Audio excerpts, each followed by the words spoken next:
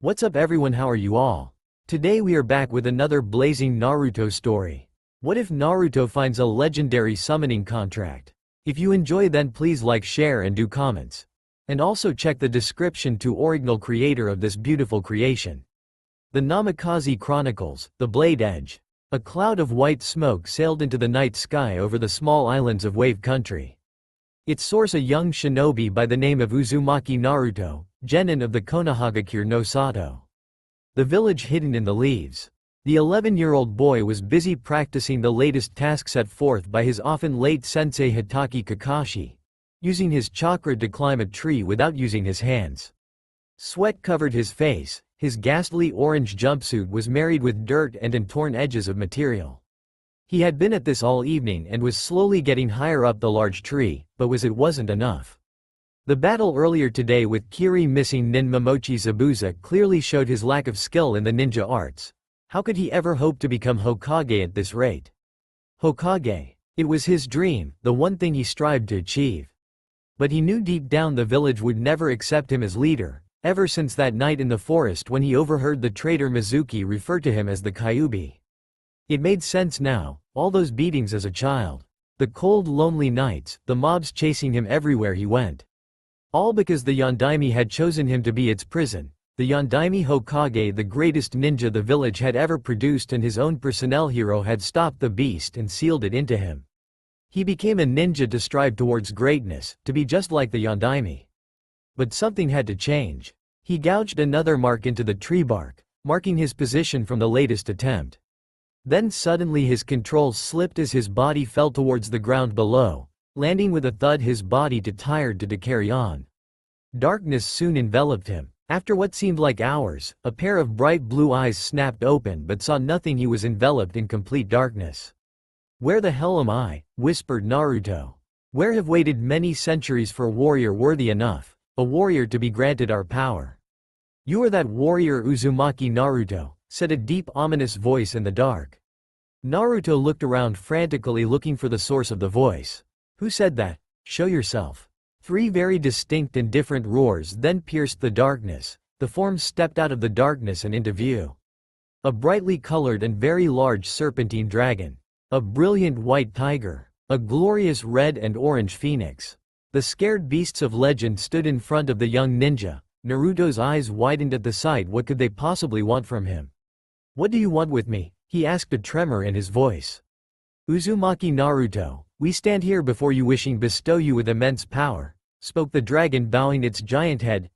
"I am Ryuka, High King of all dragons." "Naruto, you possess the heart of a dragon. Your life has been a long and lonely road, but it has made you stronger, tougher and powerful. We dragons admire that, so I bestow upon you the Lord Dragon summoning contract, this sword, and finally the seal that once locked away you memories now released." As Ryuka spoke, Naruto caught a large summoning contract, its heavy weight nearly knocking him to the ground. A dazzling white katana sword had levitated in front of him. He felt as if something had unlocked inside his mind as memories came flooding back. Knowledge flowed through him like a great river. Naruto bowed his head. "Thank you, Ryuka Dono." The dragon responded, baring its massive teeth in a smile. "Makes us proud, Naruto, as your mother once did." Naruto smiled at the dragon's words. His new knowledge granting him access to memories once locked away deep inside his mind, including the identity of his mother.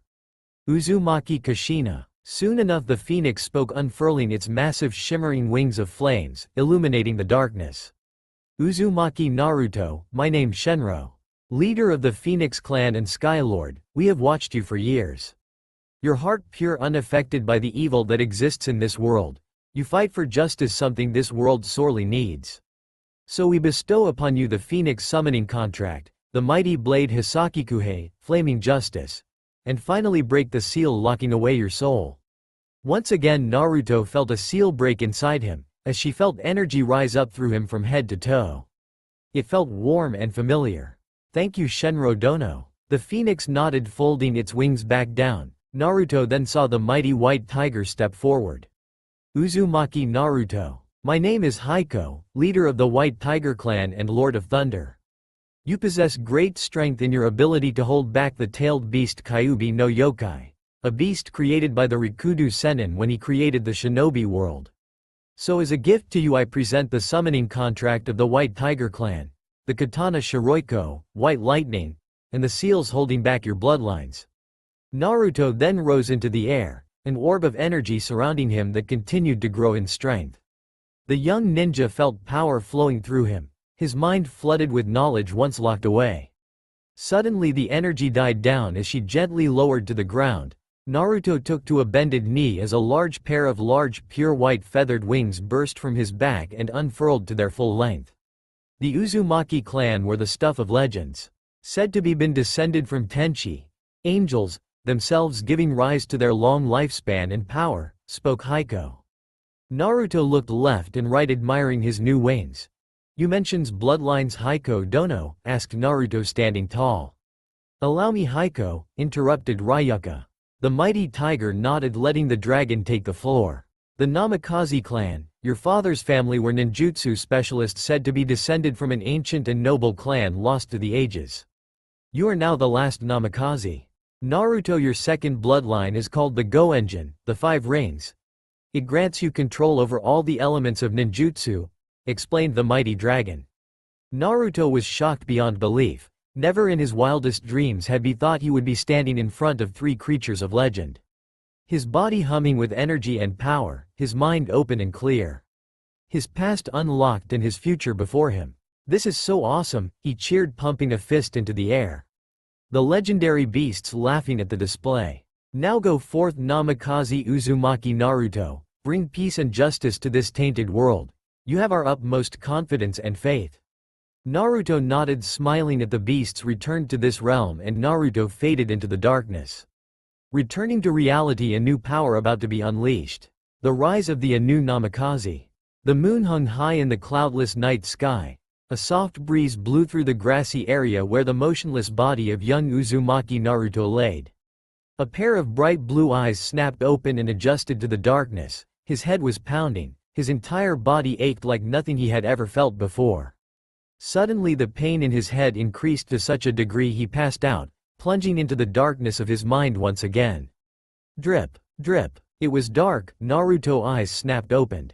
He felt water lapping at his body from all sides. He turned his head, his eyes focusing on a large golden gate secured with a paper bearing the kanji, seal. He slowly got to his feet, his standing atop the water facing the cage. A pair of menacing red eyes glowed in the darkness behind the golden bars. Soon a large ominous shape moved into the light. The dark being of destruction known as the Kyuubi no Kitsune, nine-tailed fox. "So my fleshling prison has finally graced me with his presence," said the Kyuubi baring its huge teeth. "I am pleased you have finally had those blasted seals removed and now allow us to meet face to face." Naruto smiled, his bright blue eyes meeting the fiery orbs of the giant fox. "What do you know of these seals, Kyuubi?"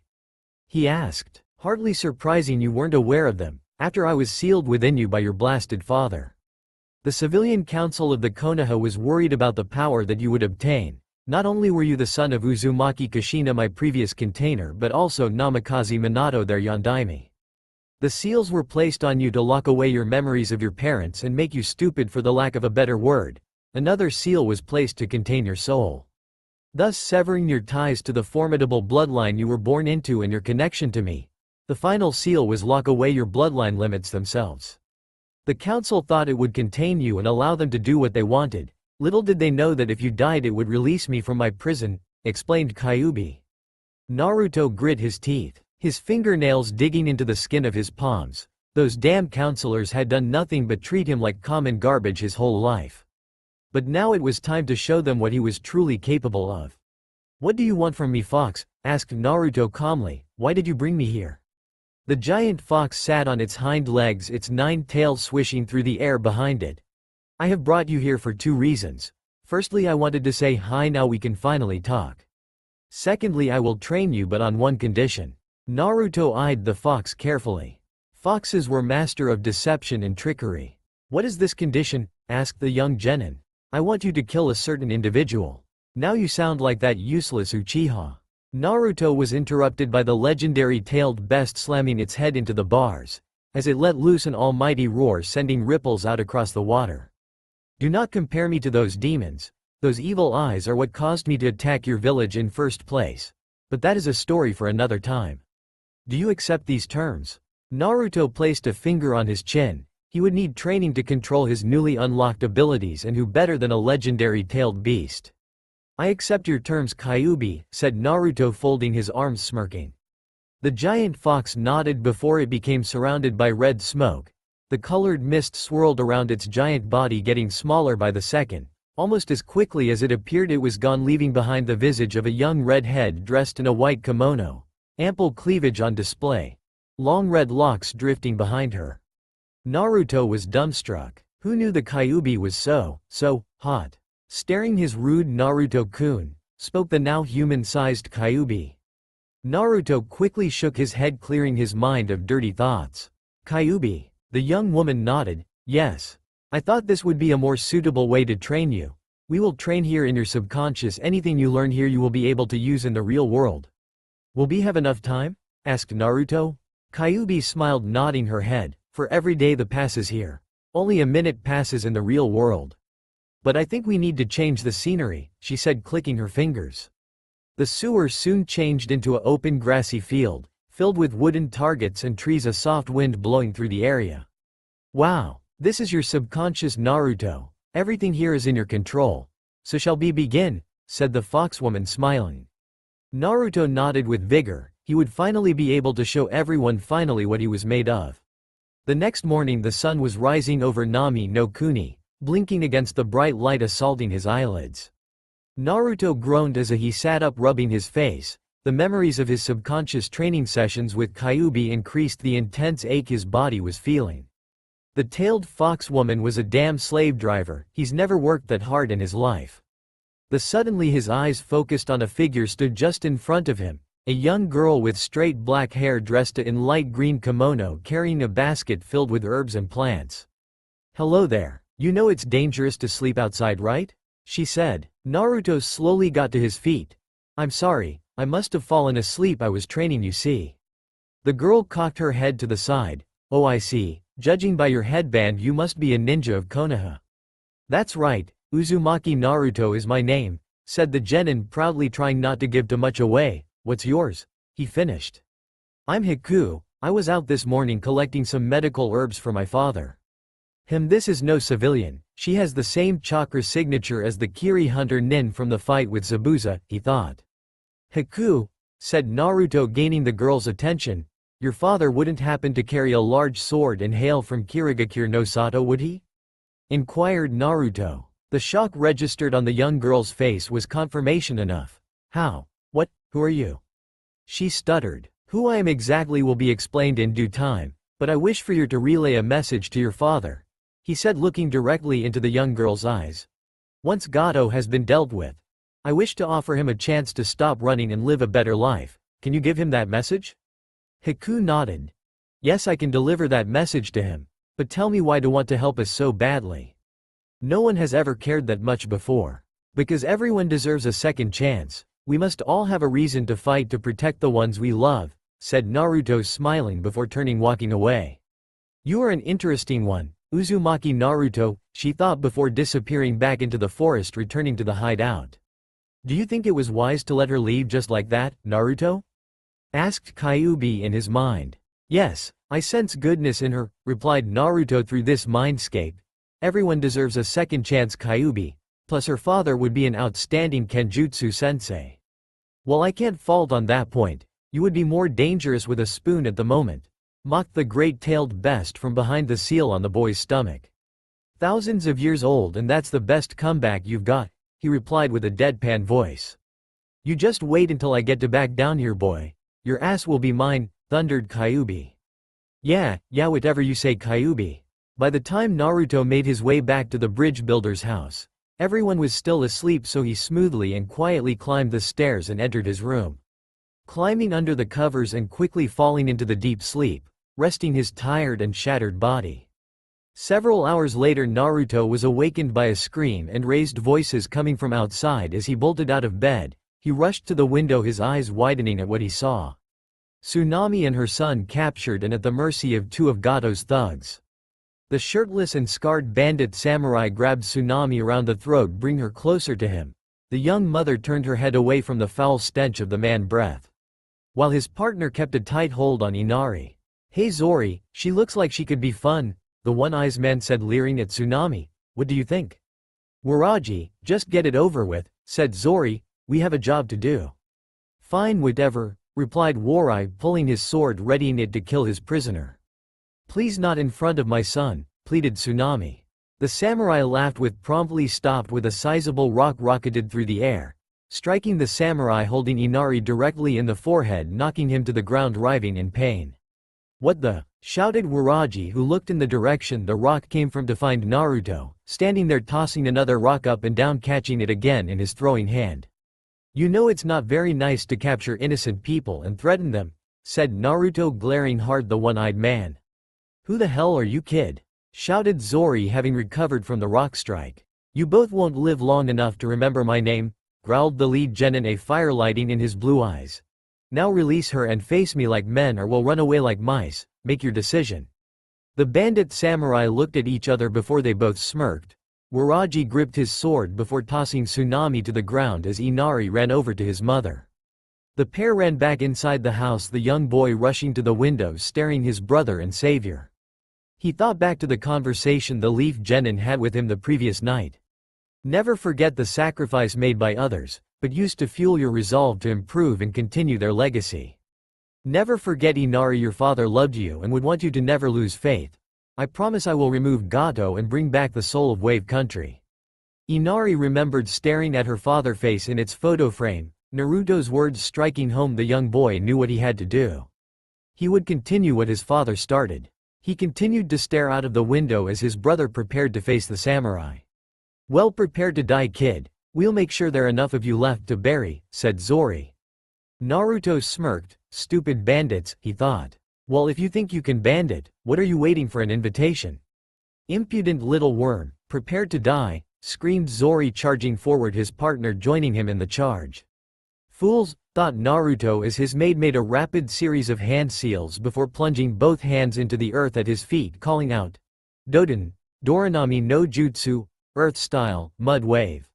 A large mud wave rose up in front of Naruto and broke over the charging samurai, catching them in a torrent of swift-moving water and earth. The wave moved quickly, forcing their battered bodies hard against the trees at the perimeter of the properly, fixing them in place. "You're going to have to do better than that, my friends, but I'm sorry, this must end. I have things to do. People to see, you understand, right?" said Naruto, openly mocking them. "Ah, you little brat, I'll kill you," screamed Waraji. Naruto narrowed his eyes. "You first," he said, completing another series of hand seals, calling out, "Fuuten, Taifuken no Jutsu, Wind Style, Typhoon Blades." A fierce wind blasted through the area. Thousands of invisible wind blades cut dozens of trees into neat sections. Both Zori and Waraji screamed as they were thrown deeper into the forest, their screams falling silent as pools of blood leaked into the soil. They were dead. Naruto fell to a knee, taking in lungfuls of air. His body was still getting used to its newly unlocked powers. Using his bloodline took a lot out of him, but his chakra replenished quickly thanks to his huge reserves. He silently thanked the giant fox for the chakra control exercises she had pushed him through, a great help allowing him to pull off those techniques. "I wonder where Kakashi-sensei is, along with the Banshee and Emo boy," thought Naruto, standing to his feet. He stared down at his ripped and shabby bright orange jumpsuit. He grimaced. He really need to get some new clothes, but would have to wait. First he needed to find the team. "Naruto-kun, I sense your team are on the unfinished bridge engaging Zabuza and the girl you met in the forest," explained Kyuubi. "Right, thanks Kyuubi, I should get there fast." "Ni-san," shouted Inari, running to him. Naruto crouched down, grasping the young boy by the shoulders, looking directly into his eyes. "I'm very proud of you, Inari. You stood up for yourself and your mother," Naruto said, smiling. "Now I need you to stay here and protect your mother for me. I need to go and save your grandfather, all right?" "Hi Naruto, I can do that." "Good, I'll be back." Naruto then disappeared in a blur, moving swiftly through the trees, this a result of his subconscious speed training allowing this to happen. Naruto sped towards the bridge, hoping his would arrive in time. He needed 2 lives depended on it. Clang! The noise made as the metal of a kunai and the raw steel of giant great sword met locked in deadly combat. The kunai in the hand of the Konoha Junin Hitaki Kakashi, the copy ninja. A prodigy from a young age in the shinobi arts and prized student of the Yondaime Hokage, known as the copy ninja thanks to his lone Sharingan eye, the treasured dujutsu of the Uchiha clan. It was a gift from his fallen comrade Uchiha Obito, a gift that Kakashi had made a promise to repay. It was the last thing he did. His opponent, feared throughout Kirigakure as one of the 7 swordsmen. The demon Momochi Zabuza, his mighty head-cleaving sword struggling against the kunai held by the copy ninja. "Why don't you just give Hitaki? Just hand me the old man and this will be over," taunted Zabuza. "I'll even make it quick." "I think I'll pass," replied the lazy-eyed Junin. The ninja then jumped away in opposite directions, putting some distance between them. Zabuza looked to his left to his apprentice Haku activate her ice mirrors.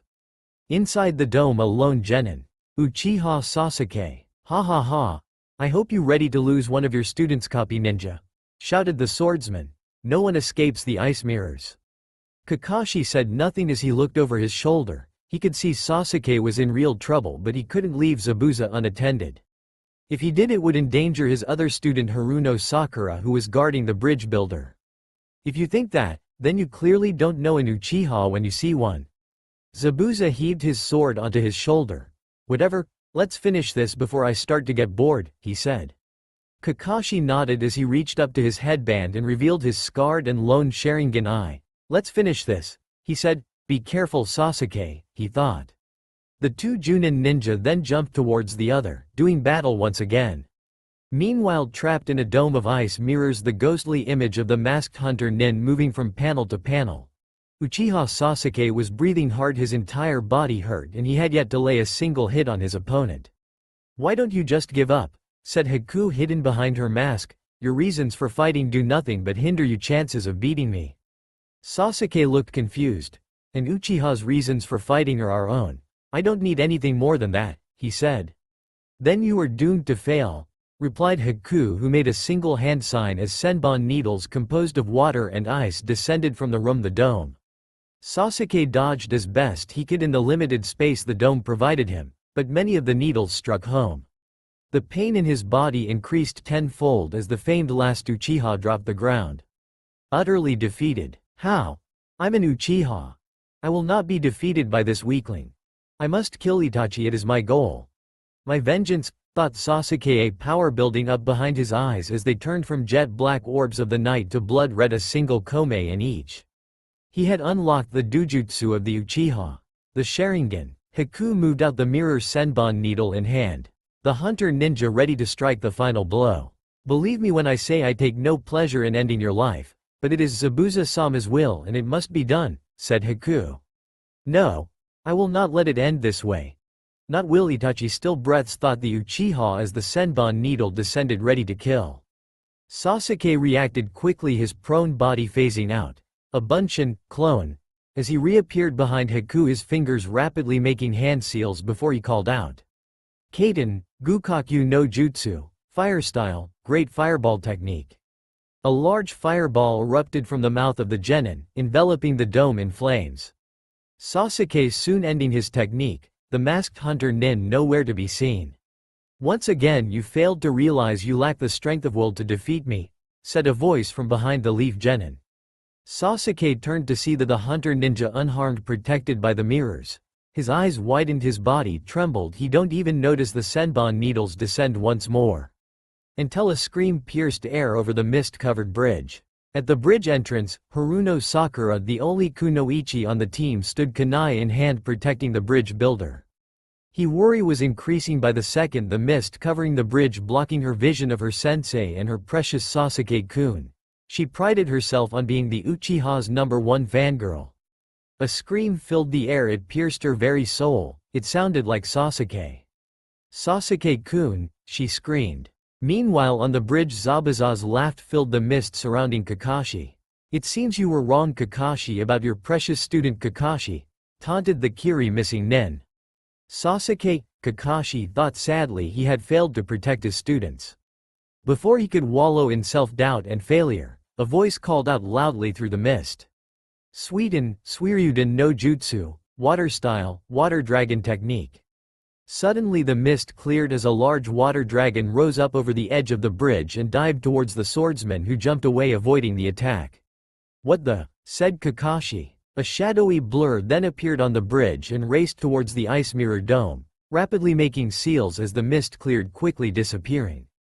His target revealed. The shadow called out, "Doden, Iwaginkatsu no Jutsu, Earth style, Fist of Rock."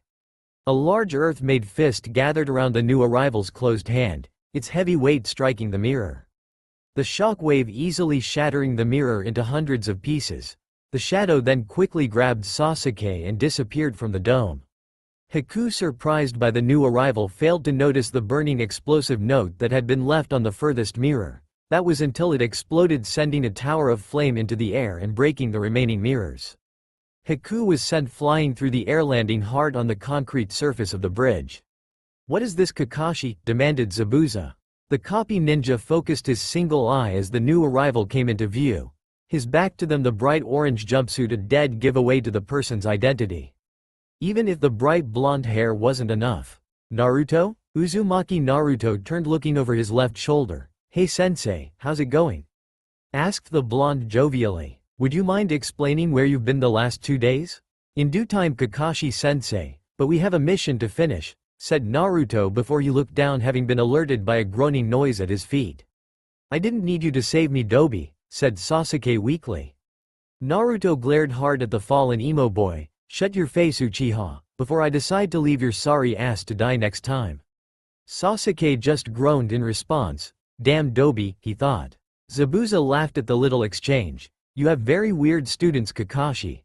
But that blonde boy is an interesting one. To destroy one of Haku's mirrors like his did is an accomplishment," noted the swordsman. "Yes, an interesting one indeed," thought Kakashi. He wondered what had brought about this change in the orange-wearing ninja.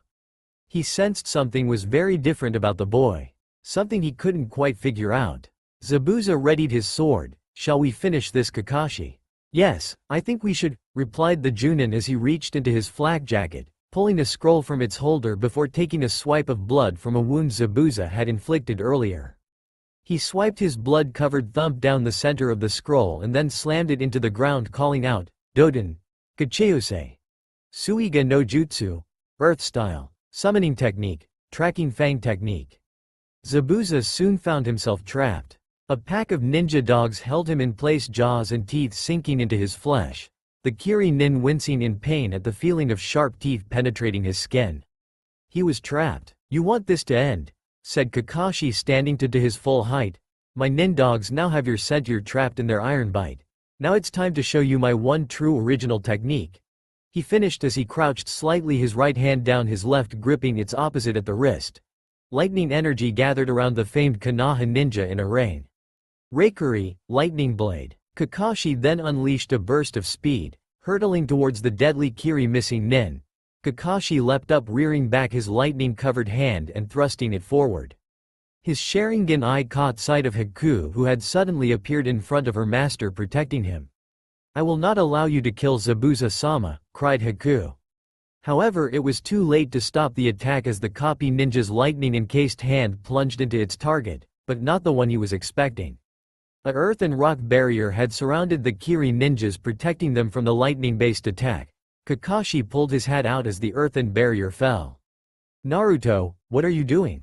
"Kakashi-sensei, please don't kill them," pleaded Naruto, the source of the barrier that had protected the pair. "I believe they deserve a second chance." Kakashi eyed his student carefully. He was wondering if the young boy had completely lost his mind, but it dawned on him they could be of some use to Konoha. "All right, Naruto." The pair of Kiri ninjas were observing the exchange with interest, as Kakashi released Zabuza from his nin-dog trap before stuffing his hands into his pockets.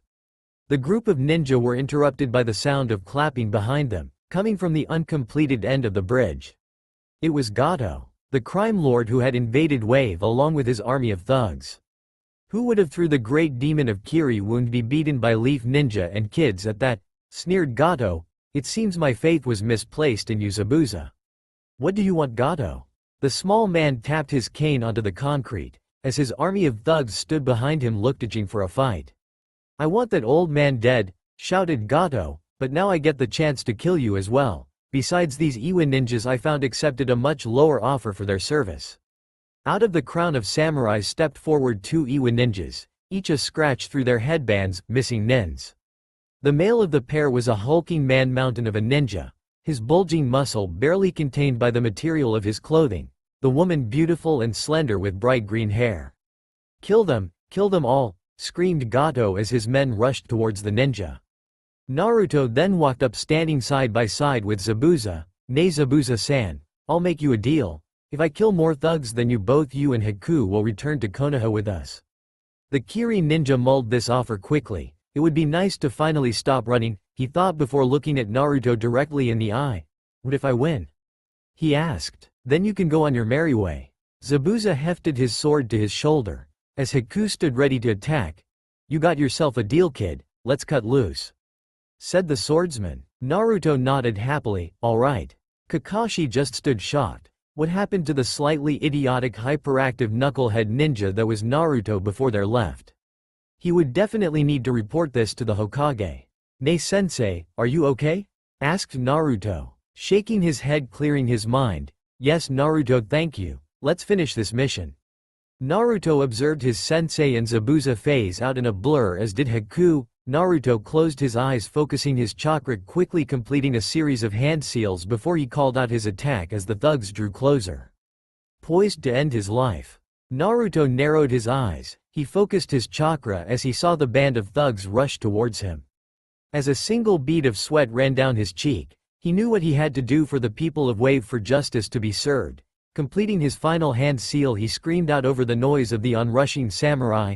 Raiden, Kuki no Jutsu. Lightning style, final light. Naruto thrust his hands forward as large ball of lightning energy gathering between his clawed fingers, as a large white beam of energy swept past the onrushing samurai. Men and bodies were sent flying into the air, crashing into the water below. Naruto took a fight stance, smirking at his enemy. Naruto. Ease off the ninjutsu for a bit, it's straining your newly opened bloodline limit, echoed Kyuubi in his mind. Right, replied Naruto through his mind. Naruto ducked as katana blade sailed over his head. Naruto jumped into the air and rocked the lone samurai attacker with a solid roundhouse kick. His body was sent flying back, skidding along the surface of the bridge, taking his cohorts with him. You are all scum, screamed Naruto, following that swine Gato. Now you will all face justice by my hand. He finished throwing his hand to the side, calling out Shiroiko, White Lightning. His gift from the White Tiger clan appearing in his hand, gleaming in the sunlight. You think you can take us all, brat? You and that toothpick, taunted one of the samurai, causing the others to laugh. Naruto glared hard at the thugs. You will all do well to remember your place. Come on, let's just kill this kid. Yeah, let's get him. The band of thugs facing with Naruto rushed in again, unknowingly charging towards their own deaths. In an instant, Naruto pushed the blade free from its scabbard with his thumb, his chakra building before he screamed out. Itoryu Ei. Carry Tora, one sword style, draw and resheath technique, hunting tiger. As Naruto unsheathed his sword, a large crescent-shaped energy blade rushed towards the onrushing samurai. A large explosion billowed into the air, leaving behind the bodies of a few dozen samurai, all dead at his feet. Kami-sama, Kakashi, where did you find this kid? Asked Zabuza, very impressed with the kid's kenjutsu skill. I have no idea, he responded. Naruto, what happened to you? Thought the copy ninja. From his prone position, Uchiha Sasuke had the perfect viewpoint. He was witnessing the dead last of his academy class lay waste to dozens of samurai, almost like they were nothing, his teeth gnashed in anger. How does he have this power? I deserve it more, I need to kill him, raged the young Uchiha. That idiot, he'll never be better than Sasuke-kun, thought the pinkette. As Naruto sheathed his blade, a shadow phased into view behind him. It was one of the larger missing Iwa ninja. A giant fist raised into the air, ready to crush the young leaf ninja under its weight. The fist impacted the bridge surface, kicking up a cloud of dust. Naruto, shouted Kakashi, seeing his student take the hit. You're going to have to try better than that, Rocky-chan, said a voice as Naruto appeared unharmed some distance from the Iwa nin, who was growling in anger at the nickname. Saijin, do not let that little brat rattle your cage, shouted the female IWA nin. Naruto smirked, clearly have achieved his goal of angering his rather large opponent. He placed his sword on his back as a white cloth appearing diagonally across his chest, securing it place. Well, want to try again? Saijin screamed in rage. The hulking IWA nin was always slow in thought and quick to anger. A very useless combination in a shinobi. You're dead now, brat, screamed Saijin. Naruto smirked, however that soon dropped from his face when Saijin slammed his giant fists into the ground. The Iwa Chunin screamed out, Doden, Aritsu no Yorai. Earth style, royal armor, earth and giant slabs of concrete then gathered around Saijin, until he stood 10 feet tall with giant fists and the body of a rock golem. You ready to die, brat, screamed Saijin. Naruto simply curled his fingers. Saijin screamed in rage and dashed forward, the ground shaking under his heavy pounding steps. Naruto rolled forward and phased out and reappeared standing at the edge of the bridge, the misty and choppy waters of Nami below. "Oh Rocky-chan," Naruto shouted. Saijin growled under his breath. He turned his hulking rock-covered body and charged towards Naruto. "That's it. Come on a little more," whispered Naruto. As the hulking Iwa nin drew closer, Naruto thrust his fist forward before calling out, Ninpo. Ichikasui. Ninja art. Chain spike. A long length of gray metal chain links extended out from Naruto's arm, at the tip a deadly needle-sharp spike. The metal chain easily penetrated the rock-covered Saijin's body before wrapping around the leg. Naruto once again focused his chakra and made a single seal. Once again he called out of the battle noise. Raiden, Kusurai no Jutsu, lightning style, chain lightning. A large electrical current raced down the chain. It soon enveloped the rock-clad Iwa nin, who screamed in pain. However, soon his entire body dissolved into a pile of mud. Naruto looked left to right before jumping into the air to avoid a reappearing Saijin's attack.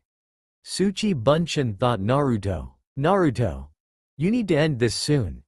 The strain your bloodlines are placing on your body will soon be beyond my healing factor. Your body just isn't used to its new abilities, said Kyuubi. Understood. Naruto once again extended his hand to the side, calling back Shiroiko. He then disappeared in a blur of speed, dashing towards the Iwa ninja, who turned just in time to see Naruto slash with his blade and reappear into view crouched behind him. Naruto stood to his full height and sheathed his blade. With a final click, Saijin's chest exploded into a plume of blood, a slash mark extending from hip to shoulder. Itoryu. Haraseki. One sword style. Hell's Gate, whispered Naruto. Naruto, look out, screamed Kyuubi. Naruto looked over his shoulder to find the second Iwa ninja leaping towards him, attacking from his blind spot. But the Leaf Genin reacted quicker, moving in a blur speed, missing the heavy rock-encased punch. The kunoichi landed at the spot Naruto once stood, her eyes darting from left to right searching for her prey. But it soon found her. Naruto was his position high above, descended to the ground, his fist in front cutting a path through the air. He disappeared in a blur of speed and reappeared just above the completely oblivious kunoichi. He called out, Kusoku. Shindo Gyosha. High gear, impact driver. The resulting impact was devastating, as the female ninja had no time to react before her entire body was sent rocketing to the ground. So hard she blasted a hole directly in the concrete surface and falling into the waters below. Naruto stood staring down through the hole, ensuring his enemy was defeated. He turned and walked towards his sensei and Zabuza. The bodies of dozens of samurai littered at their feet. He didn't say anything as he passed and stood over the cowering form of Gato. Please don't kill me, whimpered the crime lord. Give me one reason why I shouldn't? Growled Naruto. The almost crying criminal tried to crawl away, only for Naruto to place a foot on his back, holding him in place. You will pay for the crimes you have committed against the people of Wave Gato, growled Naruto as he hauled the tiny man to his feet and threw him into the air. He sailed over the edge of the bridge only to be caught and secured by a chakra chain courtesy of Naruto, which left him swinging above the water. Naruto smirked at his handiwork before turning around. He was met with the shocked faces of Kakashi, Zabuza and Haku. What? Nothing. But you know I'm going to have to tell the Hokage about this, right? Kakashi stated nervously, somewhat shocked at the blonde's display once moments ago. Naruto just smiled and nodded. I know, Kakashi-sensei, he said before turning to the form Kiri swordsman and his young apprentice. I think I won the bet, Zabuza-san. The masked missing nin nodded, folding his arms. I believe you did, Gaki. Looks like we're going to Konoha. Then suddenly, out of the mist that shrouded the very end of the bridge, a loud cheer rose up as dozens of rogue samurai appeared. Hey, that Gaki killed our meal ticket, let's get him, one of them shouted before they all rushed forward. Suddenly they all stopped when 3 arrows landed at the feet of the lead group. The ninja turned to see the citizens of Wave had gathered, all carrying makeshift weapons. Leading them, the bridge builder's grandson Inari. We've come to help Nissan, shouted the boy.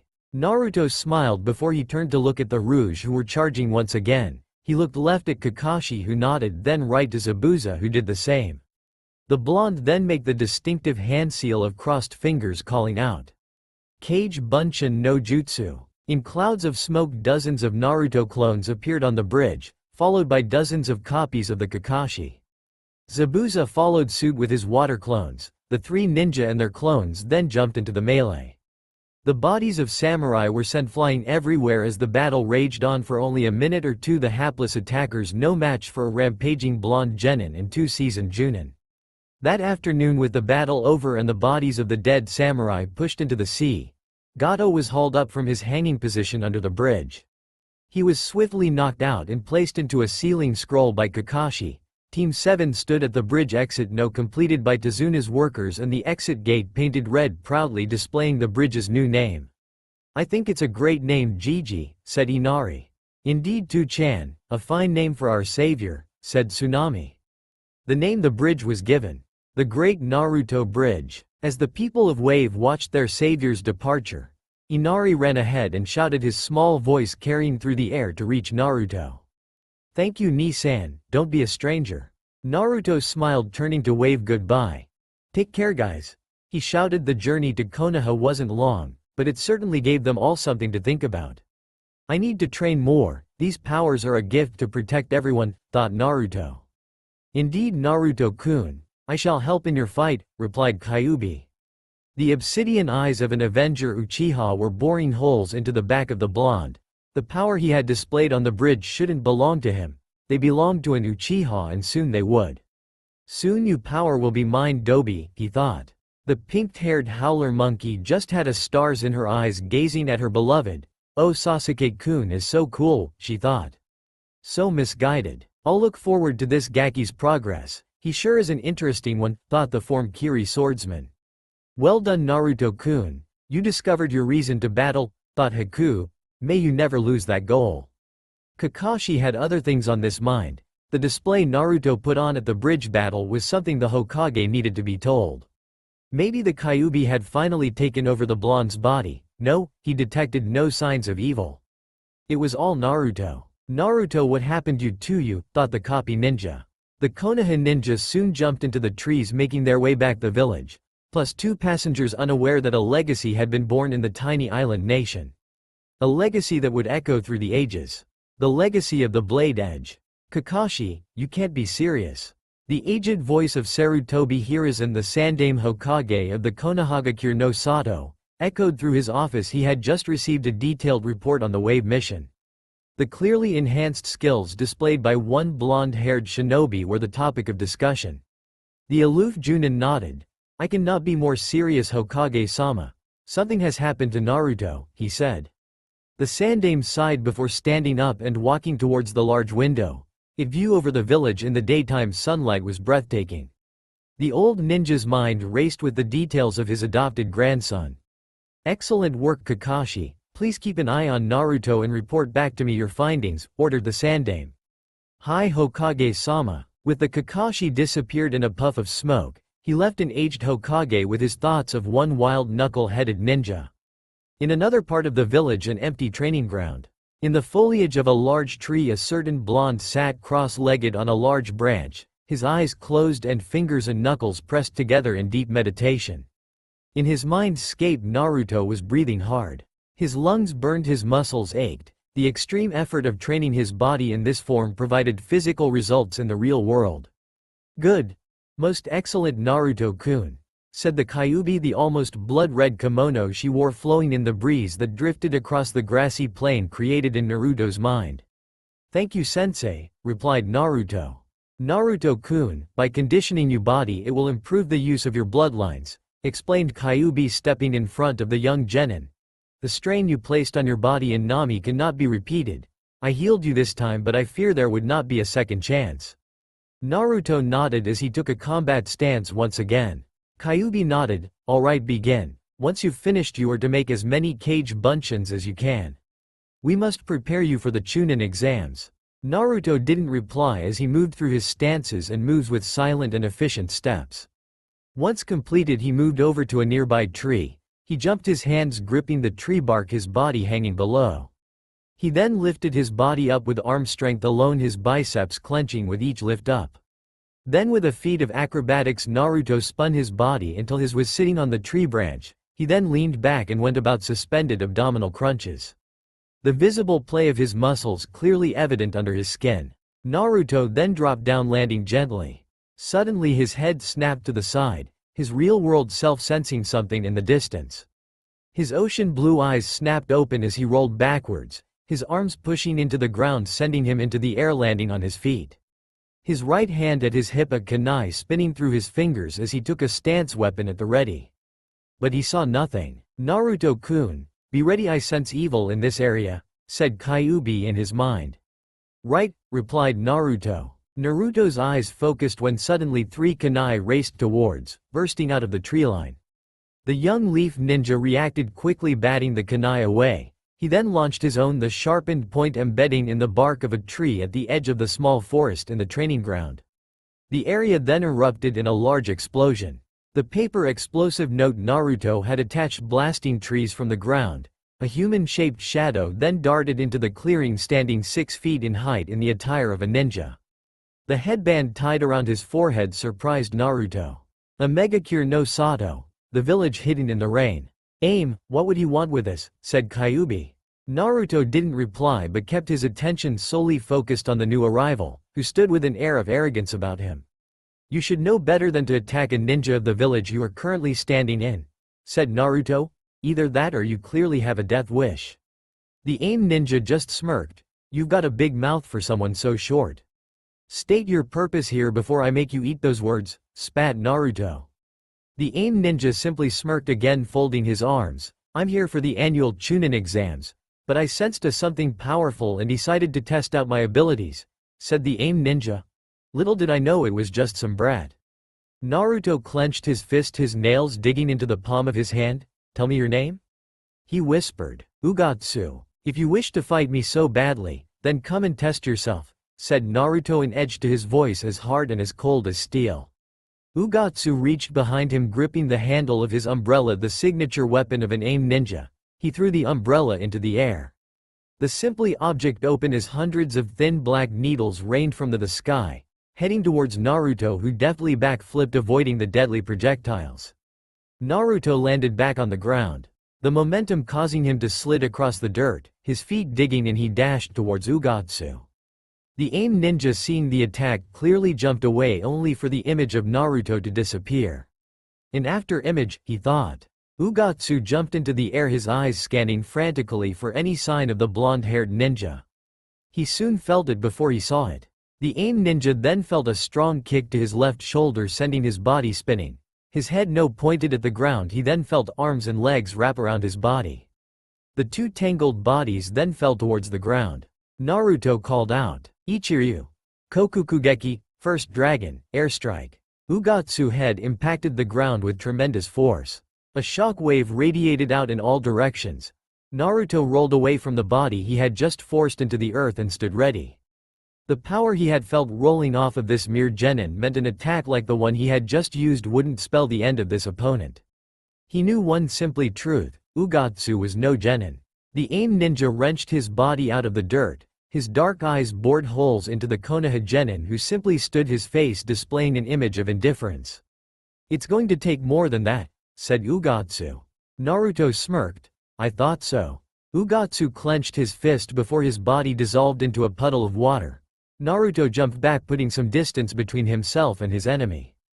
Blue eyes scanned the area, his body humming with energy. Naruto's eyes widened as he felt an immense heat coming from behind him. Ugatsu smirked, having unleashed a large fireball streaking towards the young blonde ninja. His eyes widened as large explosion filled the grassy area of the training field. "It seems you failed my test, young genin," said Ugatsu. The AIM ninja soon had his mouth firmly shut. As a heavy fist impacted his jaw, his body was sent rocketing into the tree line. The sheer force breaking trees in half as his body crashed into the dirt. Naruto soon appeared above the clearly broken body of his enemy.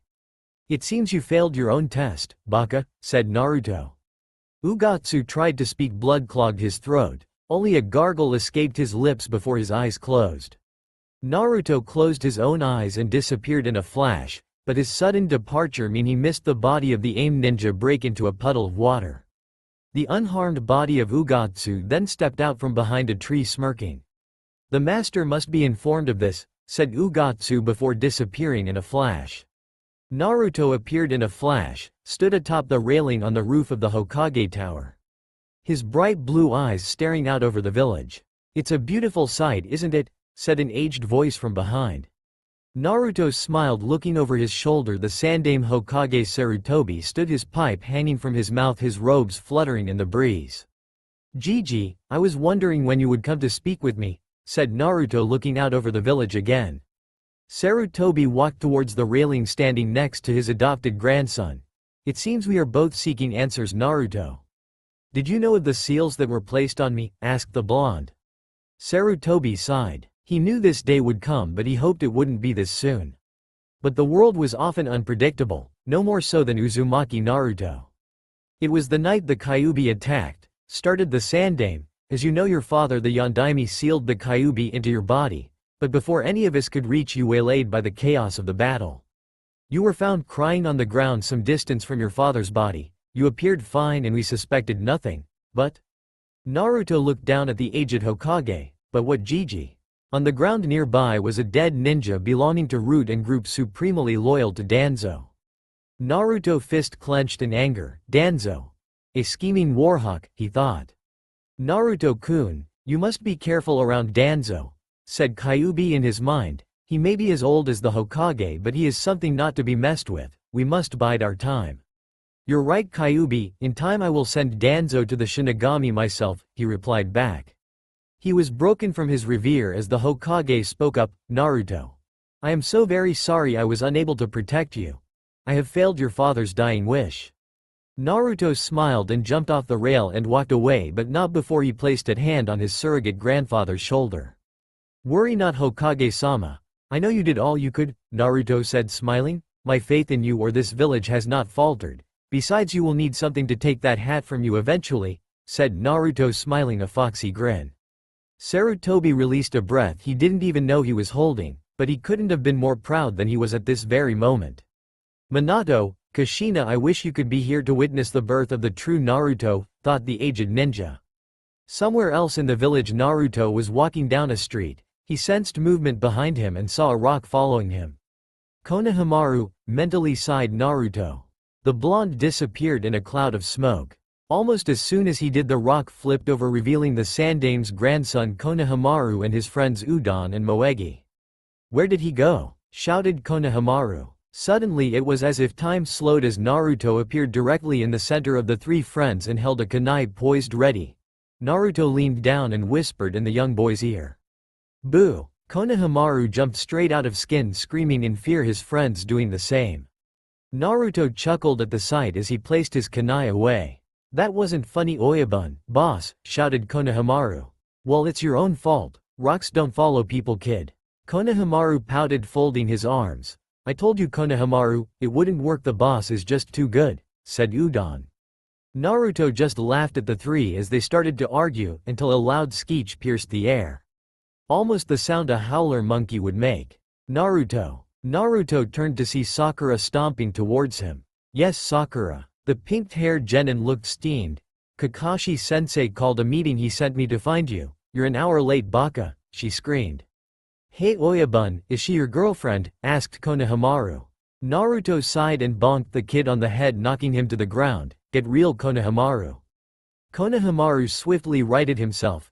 "Yeah, I sure you could do much better than a pink-haired howler monkey," Konohamaru said, smiling. Naruto almost failed to contain his laughter as he noticed a fire erupted in both of Sakura's eyes. the flames stoked higher and higher by the second. Time to go. Hey kid. We better run, Naruto said as he took off running in the other direction. Boss, Konohamaru wondered before he caught the angry look into Sakura's eyes. Boss. Wait up. Don't leave us with that thing. The three kids then took off running following Naruto. Get back here you little brats, screeched Sakura. Konohamaru ran as hard as he could before he ran into the something hard knocking him to the ground. Ouch. Konohamaru was then lifted into the air, a hand grabbing his shirt and scarf. Hey you little brat. That hurt, said a young genin from Sanagakure no Sato, his face covered in purple painted lines and a black jumpsuit and a bandaged object hanging on his back. Kankuro, leave the kid alone before he finds out. Don't worry Tamari, this will be over before you know it, he said. He suddenly stopped when he felt the cold steel of a kunai at his neck. Kankuro turned to meet the ice blue eyes of Naruto. How did he get behind me, thought Kankuro. Drop the kid or I drop you head from your shoulders, hissed Naruto. Kukuku. Now why should I listen to you brat, taunted Kankuro. Naruto tightened grip pressed the point of his blade into the skin of Kankuru's neck. Because your life will not be the only I will end if you do not comply, said Naruto as Kankuro turned his head to find an exact copy of Naruto holding a kunai to Temari's neck. Seeing no way out of this situation, he dropped Konohamaru. The young boy landed promptly on his backside. You okay Konohamaru? Asked Naruto, not once releasing his captives. I'm good Oyabun. Now we're all going to relax and act as ninja should. But first call out that redhead hiding in the tree, said Naruto as the two Suna ninjas' eyes widened. Then a whirl of sand said redhead appeared on the ground as Naruto released his captives and stood with the youngsters as Sakura finally arrived. What's your name? Asked the redhead. Naruto smirked. Seeing as you're the visitors, you first? Sabaku no Gaara, Uzumaki Naruto. The two stood staring into each other's eyes, sizing each other up. A full minute passed before Gaara turned and walked away. Kankuro, you are an embarrassment to our village, said Gaara. But Gaara, shut up or I will kill you. Kankuro promptly shut his mouth. Sakura then thought it was a bright idea to open her own mouth and ask a question. But wait. Why are Suna ninja here in the village? It was Tamari who answered. We are here for the annual Chunin exams. With the said, the three Suna genin departed. Naruto stood there watching their retreating forms. Subaku no Gaara. I will look forward to your meeting in the exams, he thought. The fivesome then left themselves, Naruto and Sakura heading towards their sensei's meeting, the Konohamaru Corp off to find more mischief. An interesting exams indeed. Uchiha Sasuke, the last of the famed and great Uchiha clan. One of the founding clans of Konoha dating back to the time of the Shoden, until one fateful night that Sasuke's older brother Itachi slaughtered the entire clan, leaving only Sasuke alive. It had turned the young ninja into a bloodthirsty avenger, his one mission to kill Itachi and avenge his clan. But at his current power level he knows that would not be possible, he needs more power, that he is sure. Now he knows exactly where to get. His dark eyes were currently staring into the back of one Uzumaki Naruto. He had witnessed the supposedly dead last defeat samurai and Iwa ninjas in Nami, which a power unknown to everyone else. Where did he get this power? How can I make it mine? The question burning in Sasuke's mind. All he knew was he needed power to kill Itachi, and Naruto could provide that power. Said blonde was unaware of the Dark Avenger's musings. He was having a brief conversation with Kyuubi in his mind. Well Naruto-kun, it is time for the Chunin exams, said Kyuubi. It's time to show the world just what you can do. Right Kyuubi, replied Naruto. Tam 7 were making their way to the Ninja Academy. A meeting with Kakashi where he explained the team had been nominated for the annual Chunin exams. The tournament was used as a showcase to display a village's power and prominence and allow genins the chance of promotion. They entered the academy and up the staircases, their destination room 301. The hallways were filled with other Chunin exams hopefuls. Naruto's ocean blue eyes noticed a group trying to gain access to room 301 but finding it blocked by two gray-clad Chunin. Come on, you got to let us in for the exams, said a genin. No chance kid, you will only fail. Sasuke, sensing a chance to get one over his blonde competition, stepped forward, an arrogant smirk gracing his face. Why don't you drop the genjutsu? We are heading up to the real room 301 inches, said the Avenger. Naruto simply shook his head and slapped a palm to his forehead. "Foolish little Uchiha," said Naruto, causing Sasuke to grit his teeth, the blonde voice sounding like Itachi's. "It was a test to weed out the weakest entrants. You've just made our job harder, Baka." "Shut your mouth, Dobi," hissed Sasuke. "Yeah, shut your mouth, Baka. Sasuke-kun is twice the ninja you will ever be," screeched Sakura. Naruto smirked, clearly enjoying getting under his supposed teammates' skins. It was then another voice interrupted their altercation. "Do you three rookies have to make so much noise?" Naruto looked over to see three new arrivals, the white pupilless eyes of Hyuga Neji, a branch house member of the most noble clan of Konoha.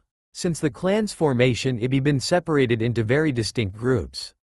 The main house and the branch house each serve a purpose. The branch was to protect the main family members. Should a branch house member be captured or killed, a seal known as the caged bird seal would seal the prized dojutsu of the clan, the Byakugan, away forever. His companions were a bun-head girl carrying a large scroll and a kid dressed in green spandex. Naruto did not recognize these two but was very freaked out by the size of the green spandex boy's eyebrows. "Kama-sama, I think one of these caterpillars just moved," said Kyuubi. Naruto's calm facade did not falter, but inside he was disgusted.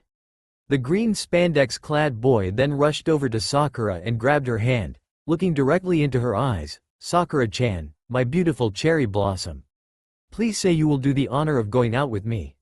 Sakura was beyond freaked out, this strange boy tightly holding her hand. "Ew, no way. My heart belongs to Sasuke-kun," screeched Sakura, yanking her hand from his grasp. Spandex hung his head in dismay, before tightening his fists then striking a pose. It was as a sunset appeared behind him as he shouted at the top of his lungs. "Then I, Rock Lee, emblazoned by the powers of youth, will fight for your heart against Uchiha Sasuke," he screamed. The surrounding genin were shocked at his display of utter weirdness. Naruto stood impassively, his right eye twitching slightly at the spandex-clad genin. Sasuke smirked and stepped forward. "If you want to fight, you've got it," said the Uchiha. Naruto shook his head and stepped forward, grabbing the Avenger by the back of his shirt and dragged him away. The Uchiha, unprepared for the grab, kicked and thrashed, trying to break Naruto's iron grip. "What the hell are you doing, Dobi? Let me go." "Yeah, release Sasuke-kun, Baka," screeched the howler monkey. The blonde fixed his supposed teammates with icy glares. "We do not have time for this. We have yet to reach our destination, so let's go," said Naruto, dragging Sasuke as Sakura followed, still screaming. Neji stepped forward. "So this is the hope for Konoha ninja, weaklings looking to defy fate." Naruto stopped and looked back over his right shoulder. A single icy blue meeting empty whites. "You do well to remember your place, Hyuga. Protection is your only job, not to run your mouth about matters beyond your understanding," said Naruto in empty and cold tone to his voice. The young Hyuga shook with an absolute rage. "How dare this common trash insult me? He will now pay the price," thought Neji as his body assumed the first stance of the feared Jukin Taijutsu of the Hyuga clan. The room turned black. On the ground, a green line map surrounded by kanji symbols and a yin-yang appeared. "You are within my field of divination," he said. "To witness your own death," whispered Naruto, who had disappeared and reappeared, a kunai point digging into the skin of the young Hyuga's neck. Neji was shocked he had moved so fast. "How?" "As I said, you do well to remember your place, Hyuga. In this world only the strongest souls with the will to protect others survive." Naruto released the genin and turned, spinning his kunai between his fingers as he once again grabbed Sasuke and marched up the stairs.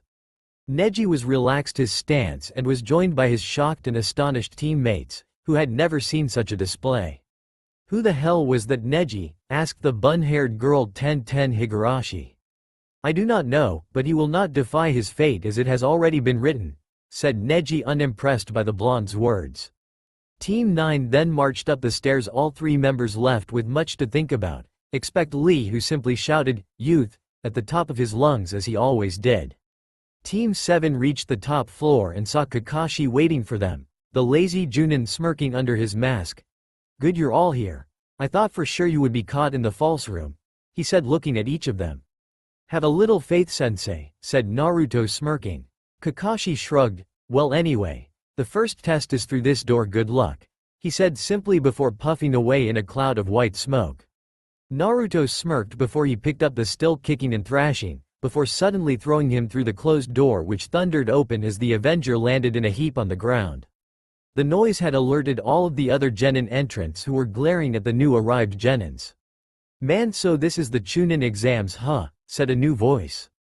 Naruto turned and saw a new team had arrived composed of Inuzuka Kiba and his canine partner Akamaru, the meek and shy heiress of the Hyuga clan Hinata, and finally the quiet loner that was Aburame Shino.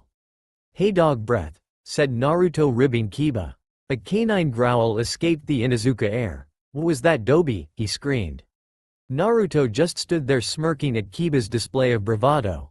"Go eat your chew toy, Kiba," said Naruto, folding his arms. Before Kiba had a chance to say anything else, another voice interrupted them. "Man, you are all so troublesome. Some of us were trying to sleep."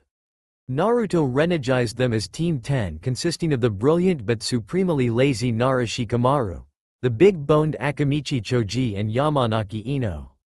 The latter let loose a scream as she jumped towards Sasuke and hung around his neck. "Oh Sasuke-kun, did you miss me?" said Ino. Sakura grit her teeth. "Back off, Ino pig," she screamed. Ino narrowed her eyes. "What was that forehead?" Ino screamed back. Naruto shook his head as he sensed another presence appear in front of the genin, much older than them, with gray hair ties loose in a ponytail and thin glasses covering his eyes. "Man, you genin are so noisy. You should remember to keep the noise down if you want to get through this test," said the new arrival. Naruto regarded the man with an intense gaze, his sense to power level far exceeding that of a normal genin. In fact, it resembled the level he sensed from Kakashi. This was wrong, there was no way he was a genin. "Naruto-kun, you are correct, this is no normal ninja. I am getting a heavy scent of snakes coming from him as well," said Kyuubi. "What's your name?" asked Naruto. The man looked directly at Naruto. "My name is Yakushi Kabuto. This is my 7th time participated in the exams and through my endeavors had gained access to a wealth of information on ninja."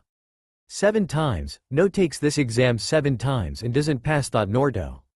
Sasuke then stepped forward. "What kind of information?" Kabuto pulled what looked like a deck of cards from his pocket. "All I need is a name and I can tell you all you need to know," he said. "Uzumaki Naruto and Sabaku no Gaara," listed off the avenging Uchiha. You know their names, that makes this easy," Kabuto said, searching his deck before pulling the correct card. "Sabaku no Gaara. Genin from Sanagakure no Sato. Part of a team made of the Yondaime Kazekage's children, completed 3 C-rank missions, 2 B rank, 3 A rank, and amazingly successfully completed an S rank." Hushed whispers filled the room as the aforementioned ninja stood, his arms folded against the wall at the far end of the room, leaving no response to the questions raised. Kabuto then pulled a second card in regards to Naruto, however the card suddenly burst into flames with a single finger snap from Naruto. "My apologizes, Kabuto-san, but the mysteries of life are what make it interesting," said Naruto, much to the annoyance of the Uchiha and the card deck holder. Then suddenly clouds of smoke filled the room as the examiners appeared. At the head of the room stood, clad in black leather, his face heavily scarred, his gravely voice echoed through the room filled with Chunin hopefuls from all the ninja villages. "All right brats, take you seats," said the scarred man. "My name is Morino Ibiki Tokubetsu Junin of Konoha and head of the first test of the Chunin exams. Being handed out to is a test of 9 questions. You have 30 minutes to complete the test. But be warned, anyone caught cheating will suffer the consequences. The test starts now," announced Ibiki. Naruto from his seat alongside Sasuke and Sakura regarded the test. The questions were something even a seasoned Junin would have trouble answering, let alone rookie genin. He quicker established the point was to cheat without anyone noticing. As he looked around the room, noticed others had also established the reason for this test. "Naruto-kun, allow me to help," said Kyuubi through his mindscape. Naruto quickly burned through the questions with his tenant's help. He looked to his left at his teammates. Sasuke was using his newly unlocked Sharingan to copy the answers of another participant. Meanwhile, Sakura, being the bookworm, knew the answers anyway. Soon enough the 30-minute time limit expired as Ibiki spoke up once again. "All right, now for the final part of the written exam. The 10th and final question, but I must warn you once again, this is the hardest part. Now you all have a choice. You can either leave now with a simple raised hand, because if you answer this question and get it wrong your entire team fails. Now make your choice. But you haven't even given us the question yet, said a Kusa ninja from the back. Make your choice, you have 10 seconds. A wave of apprehension flooded the room, as raised hands shot up and teams being escorted out of the room. The Rookie 11 looked just as scared as the rest of the Chunin hopefuls. That was until an almost calming aura flooded the room, washing away the apprehension and fear. Ibiki felt the calming aura and tried to focus on its source but couldn't. He sighed before looking at the remaining ninja. Well, the 10th question is that you all have passed the first part of the exam. Congratulations, announced Ibiki.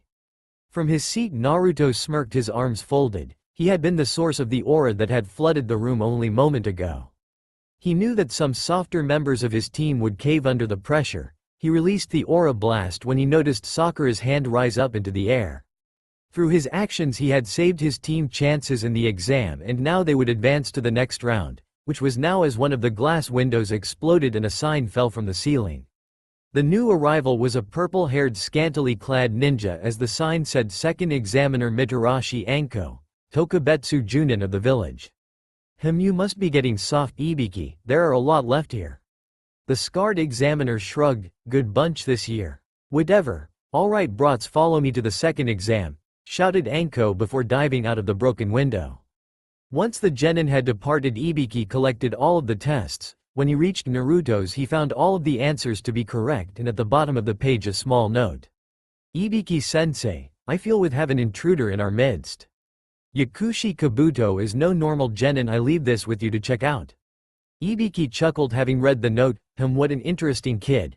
He though before he disappeared in a puff of smoke to report this to the Hokage. Meanwhile the assembled Chunin hopefuls had stopped in front of a fenced and gated area. A dark and menacing forest lay beyond. Boys and girls, I would like to welcome you all to Training Ground 44, also known as the Forest of Death. This marks the location for the second test, and for some of you it may become your final resting place, said Anko in menacing tone, lacing her words. Once again fear and apprehension filled the genin as they surveyed the dark forest. What horrors lay within they were about to find out. Naruto cast his blue eyes to the dark expanse of forest he saw before him, his body humming with anticipation about what was to come. His mind was so entranced he almost missed the explanation Anko was about to give to the Chunin hopefuls. Alright brats, listen up. Each team will be given either an earth scroll or a heaven scroll. Your task is to gain the corresponding scroll, then make your way to the tower at the center of the forest. You have exactly 5 days to reach the tower. Once the sun sets on the 5th day, any teams remaining in the forest fail, shouted the Junin. Each team received their scroll as Naruto placed it in his pouch secured to his belt. He remained silent, awaiting the order to enter the forest. However, he couldn't shake an unpleasant feeling that washed over him. He turned to his left and narrowed his eyes at the sight of a tall, pale-skinned Kusa ninja. What is this feeling, he thought. Naruto-kun, are you okay? Asked Kyuubi. That Kusa ninja. Kyuubi, I can't shake the feeling something is very wrong about them, said Naruto through his mental connection with the great beast locked inside him. Snakes. I smell the scent of snakes, Naruto-kun, said Kyuubi. He's had a chakra level beyond that of any normal genin. But what does that mean, Kyuubi? Asked Naruto. I feel we will find out soon enough, Naruto-kun. Anko stood at the front of the gathered group of ninja, her gaze focused on a young blonde whose attention was clearly elsewhere and not on the task at hand. Anko smirked, an idea popping into her devious mind as she reached for a kunai and hurled it towards the blonde. Naruto sensed the incoming projectile and moved to his head to the side. The kunai landed into the grass behind him. He felt Anko appear behind him, her arms slung around his shoulder as she whispered in his ear. You need to focus, brat, or you might die before you even get in the forest, said the Junin as she suggestively licked the shell of his ear. Anko suddenly felt the cold steel of a kunai at her neck as a cage bunshin appeared. As ninjas we must always remain focused, Anko-sensei, said Naruto smirking. You've got balls, kid, to pull a weapon on me, said Anko. Only trying to impress you, sensei. A foxy smile appeared on Naruto's face. Whatever, brat. A long tongue then suddenly appeared holding Anko's fallen kunai. It was the mysterious Kusa ninja. Here's your kunai, he said. Anko, thinking nothing was amiss, let go of Naruto and took the kunai from the ninja. She then walked towards the entrance to the forest. "Alright you brats, the second test begins. Now," shouted Anko. The genin teams then rushed into the forest, each looking to complete their task of obtaining the opposite scroll. Team 7 found themselves in a dark corner. The noises of the forest were ominous and foreboding. The forest, used as a training ground for ranks of Chunin and higher, was filled with dangers, plants, animals, even the environment itself had evolved with simple task of killing. A dangerous place indeed. The team continued to walk, each member alert and tense in case of threat. It was at that moment that Sakura stopped dead in her tracks. Naruto and Sasuke followed suit, turning towards the pink-haired ninja, who was looking left to right, an confused look on her face. "Sakura, what's the problem?" asked Sasuke. "Haven't we been here before?" The boys looked at their surroundings. They did indeed recognize they had been through this area before. They had passed the same tree at least 3 times now.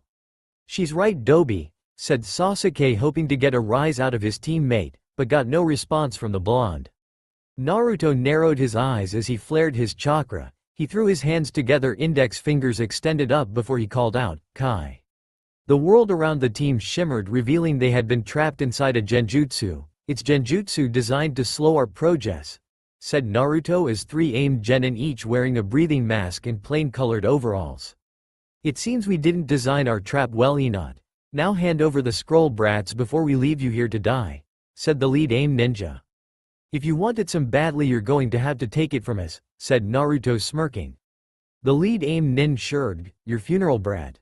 Then suddenly long black earthern chains burst from the ground underneath the aim nins, wrapping around the arms, legs, chest and necks, and began to drag them down. The lead looked around, trying to catch sight of their attacker. He got his answer when a voice called out in the distance. "Doden, Kasui no Yomi. Earth style, chains of the underworld." "Overconfidence appeared to be your downfall, my friends," said Naruto, walking towards the ninjas caught in his trap.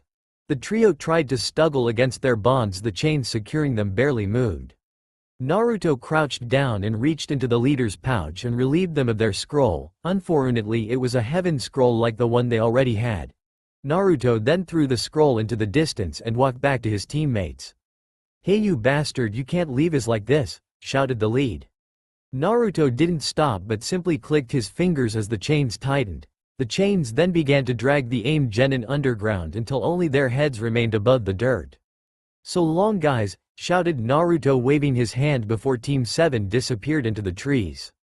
As the team took to the treetops, a certain Uchiha couldn't help but grit his teeth at the display once his blonde-haired teammate had put on. He witnessed Naruto place a hand on the ground and call his technique, hoping to copy it with his Sharingan, but with no hand seals there was nothing to copy. This angered the Uchiha Avenger. "Your power will be mine, Dobi, you can count on that." Suddenly an explosion was heard coming from the direction that had just departed from. Smoke could be seen rising into the sky above the trees. "What was that?" asked Sakura. "It appears they tried to escape my trap," replied Naruto. Both Sasuke and Sakura stared wide-eyed at their teammate as they moved deeper into the forest hunting for an earth scroll. Meanwhile, in the council chambers of the Konoha, Sarutobi Hiruzen Sandaime Hokage was fighting another battle. A battle that he had fought for years, a battle against the civilian council and the elders of the village over one single subject. "Uzumaki Naruto. Sarutobi, how could you let that thing be nominated for the Chunin exams? We cannot simply allow him to advance in the ninja ranks," screeched a voice that by its high pitch could make ears bleed. The Sandaime, having been sat here for the best part of an hour, was tired of listening to their rambling. The mighty leader flared his chakra and slammed a fist down onto the wooden surface of the table. Splinters and cracks raced out in all directions, clearly displaying the leader's anger. "What happens to the ninjas of this village should be of no concern to the civilian council. I have had enough of your clear disdain for the boy. He is a loyal ninja and savior of this very village, and you place dishonor upon the Yondaime who chose the boy," roared Sarutobi. At the end of the table a man cleared his throat, the one-eyed warhawk Shimura Danzo, who since Genin times had been in conflict with the Sandaime and his ideals. "We are simply voicing our concerns for the village, Sarutobi. The boy is a liability, and if you had listened to me in the first place." Sarutobi slammed another fist into the table. Enough, Danzo. I told you then and I will tell you now. Naruto will never be placed in your care to be turned into a weapon. Danzo stared impassively at his rival. Old fool Sarutobi, he thought. Sarutobi then stood from the table. This council is dismissed. The village leader then left and retreated back to the relative safe haven of his office. He was surprised to find someone already there, sitting on the open windowsill, dressed in red robes with a large scroll tied to his back. His shock white hair extended down his back and tied around his head a horned headband bearing the kanji symbol for oil. He was Jiraiya of the Densetsu no Sannin, legendary 3 ninja. Jiraiya, what the hell are you doing here? Asked the Sandaime. Hey sensei, I thought I'd drop in and say hi, said Jiraiya jovially. Sarutobi smirked. It's good you are here. There is something I need to discuss with you, he said. For the next hour Sarutobi told Jiraiya the story of Naruto. The Sannin sat shocked that the son of his prized student was still alive. The Yondaime had named him godfather to boy, but on the night of the Kyuubi attack he was told the boy had died along with his father and mother. Overcome with grief at the loss, Jiraiya left the village to manage an extensive spy network his had built up, but with Naruto's new abilities and powers the Sandaime felt it was time to inform the boy's godfather. Where's the kid now? Asked the Sannin. He is currently taking part in the second test of the Chunin exams. Jiraiya nodded. I will introduce myself once the second test is complete, he said. I believe that is an excellent idea, Jiraiya. The legendary ninja then stood up. Well sensei, until then I'm off to catch up on my research, he said laughing as he disappeared in a puff of smoke. Sarutobi sighed knowing exactly what research his student was referring to. The village leader then reached into the top drawer of his desk. A small book was held in the drawer, a masterful piece of literature called Icha Icha Paradise. The office was soon filled with small perverted giggles. Back inside the forest, Team 7 were once again moving quickly through the trees. Naruto stopped suddenly. He sensed a large chakra signature bearing down on them. Oi Dobi, why did you stop? Asked Sasuke. Naruto looked in every direction trying to locate the chakra signature. His head snapped back towards his team. Get down, he shouted. Suddenly an intense wind infused with chakra blasted through the area. The leaf genin were almost thrown off the tree branch they had landed on. Naruto, having fallen from the tree, looked over his shoulder and saw a large tree branch rushing up. He flipped in the air and grabbed the branch with his hands. His body spun around the branch. The force sent him flying into the air back up. The unknown attacker suddenly revealed himself to be the unknown Kusa ninja, the same one that had given Naruto the ominous feeling before they entered the forest. Naruto flew towards the unknown ninja and reared his fist back, calling out, Kusoku! Torihigyu, high gear, tiger strike! A shockwave of chakra energy erupted from Naruto's fist as the Kusa ninja disappeared. The resulting explosion blew apart the tree limb. Splinters of wood and dust drifted through the air as Naruto landed on another branch. My Naruto-kun so fisty, said the Kusa nin. Tell me who you are? Asked Naruto. The Kusa ninja smirked before he reached up to his face and started to pull off what seemed to be his skin. With half the mask removed, it revealed pale, almost ashen skin underneath and a single yellow snake-like eye. I have come for Sasuke. Come at me, Uchiha Sasuke. Prove to me you are worthy of the name Uchiha, shouted the ninja. Sasuke, unable to back down from an insult against his family name. Fine, you want an Uchiha, you've got one, he announced, preparing to move towards the unknown ninja. Sasuke, number. Stop, shouted Naruto. The Kusa nin smirked as he placed a finger towards his snake-like eye as an overwhelming sense of death filled forest. Chakra engulfed the area as both Sakura and Sasuke witnessed their own deaths in their mind's eye. The genins were left frozen in fear, unable to move as the Kusa nin appeared on the branch and walked towards them. I expected much more from the younger brother Uchiha Itachi, said the Kusa ninja.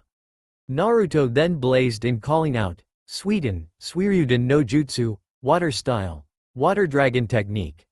A large water dragon then appeared from the surrounding moisture, Naruto's Goenjin bloodline, allowing this measure of manipulation. The dragon bore down on the Kusa nin, driving him from the branch and landing safely on another close by.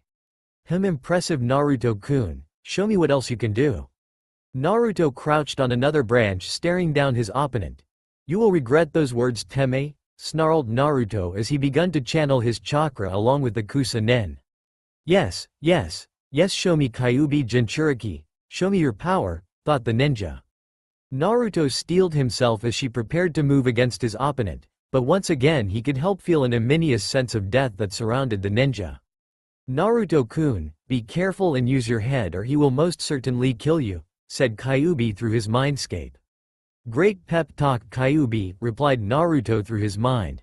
The two ninja faced off ready to do battle. One genin against an unknown opponent with unknown abilities. What could go wrong? Naruto stood tall from the horse stance that he had been in just moments ago to channel his chakra. He reached down to his thigh, quickly pulling a kunai and hurling it towards the unknown ninja. The Kusa Nin smirked and caught the blade inches from his face. You're going to have to do better than that, he said. From his position on the tree branch, Naruto smirked himself and whispered, boom. The kunai gripped in the ninja's hand then exploded, sending tree bark and dust into the air. Naruto threw his hand to the side as his sword Shiroiko, white lightning, appeared in a flash of light. Then suddenly through the smoke burst forth a large green snake which rushed towards Naruto. The leaf genin jumped high into the air, avoiding the large beast's vicious gaping mouth and fangs. Naruto flipped and then dived towards the ground, his blade at the ready. The snake, having found his prey, opened its gaping mouth ready swallow whole. The blonde, white energy gathered around the blade as Naruto slashed, screaming out. Itoryu. Sandakyanon, one sword style, thunder cannon. A large beam of energy erupted from blade and enveloped the snake. The energy died down as Naruto continued to fall towards the ground. Suddenly the burned and charred snake once again burst through the smoke and closed its giant maw around Naruto. Whoa, whoa, shouted Naruto. The snake extended its forked tongue, happy with its meal, as the Kusa ninja appeared once again, his clothes torn and charred, the remainder of his skin-like mask removed, revealing yet more ashen gray skin and long black hair, dressed in robes tied and secured with a large purple robe. Impudent little brat, snarled the unknown ninja. He then looked at his snake summon, who looked like it was about to throw up. A spray of blood jetted into the air as a sword blade burst through its skin from the inside. The snake's head then fell to the ground as a blood and ooze-covered Naruto landed on a branch, once again facing his opponent. Disgusting, whined Naruto, trying to shake off the chunk. Why, you little brat, you're going to regret that. You will not leave this forest alive, screamed the ninja. Whatever. How about you face me instead of hiding behind your pets, replied Naruto. Do you have any idea who you're messing with? Why don't you tell me? The ninja smirked. My name is Orochimaru. I was once a member of the legendary Sannin and now your executioner, said Orochimaru as Naruto started laughing almost uncontrollably, angering the Sannin. What's so funny, brat? Naruto stopped laughing abruptly. To think that one of the legendary Sannin needed to reveal himself to a mere genin. Silence, you fool. Naruto smirked as he sheathed his blade to his back, a white strap securing it around his chest. This was his plan. He knew at his current power level he wouldn't stand a chance against some of Orochimaru's power. But if he would throw him off his game and then withdraw, they may just escape with their lives. He cast his vision over to his teammates who were passed out on the ground. Whatever technique the Sannin had used had knocked them clean out. Naruto-kun, I cannot tell you how careful you must be around Orochimaru. You will need every single one of your new skills. Show him what you can do, said Kyuubi. Oh, I plan to, Kyuubi, replied Naruto. Naruto smirked as he flashed out and appeared directly in front of Orochimaru. A solid punch struck the Sannin in the chest, sending him flying through the wooden truck of the tree to his back. Naruto followed through the hole in chase of the Sannin. Orochimaru looked down his sailing body. He hits like Tsunade. That was strength, not chakra, thought Orochimaru as she opened his mouth and let loose a barrage of snakes. Naruto rolled, avoiding the vicious creatures before he placed his hands in a seal and took a deep breath. Kaden, Jusei no Jutsu, fire style, gunshot. Naruto fired numerous fireballs that immediately incinerated the snakes coming towards him. Naruto then changed his seal, his chakra charging up through his body as the trees sailing by his vision, before he called out. Kaden, Hoshikasai no Jutsu, fire style, starfire. A stream of intense white-hot flame erupted from Naruto's mouth. It rushed towards Orochimaru, who rolled to the side as the fire stream struck a tree which became enveloped in flames. The snake Sanin landed on another branch and scanned the area, his yellow eyes looking for the troublesome blonde. He had clearly underestimated the boy, and he was using jutsu he had never seen or ever even heard of. Could it be the Kyuubi's doing, he thought. Orochimaru stood tall, he couldn't sense the boy close by. The Sanin had come to test the abilities of the Uchiha, but this boy had clearly piqued his interest.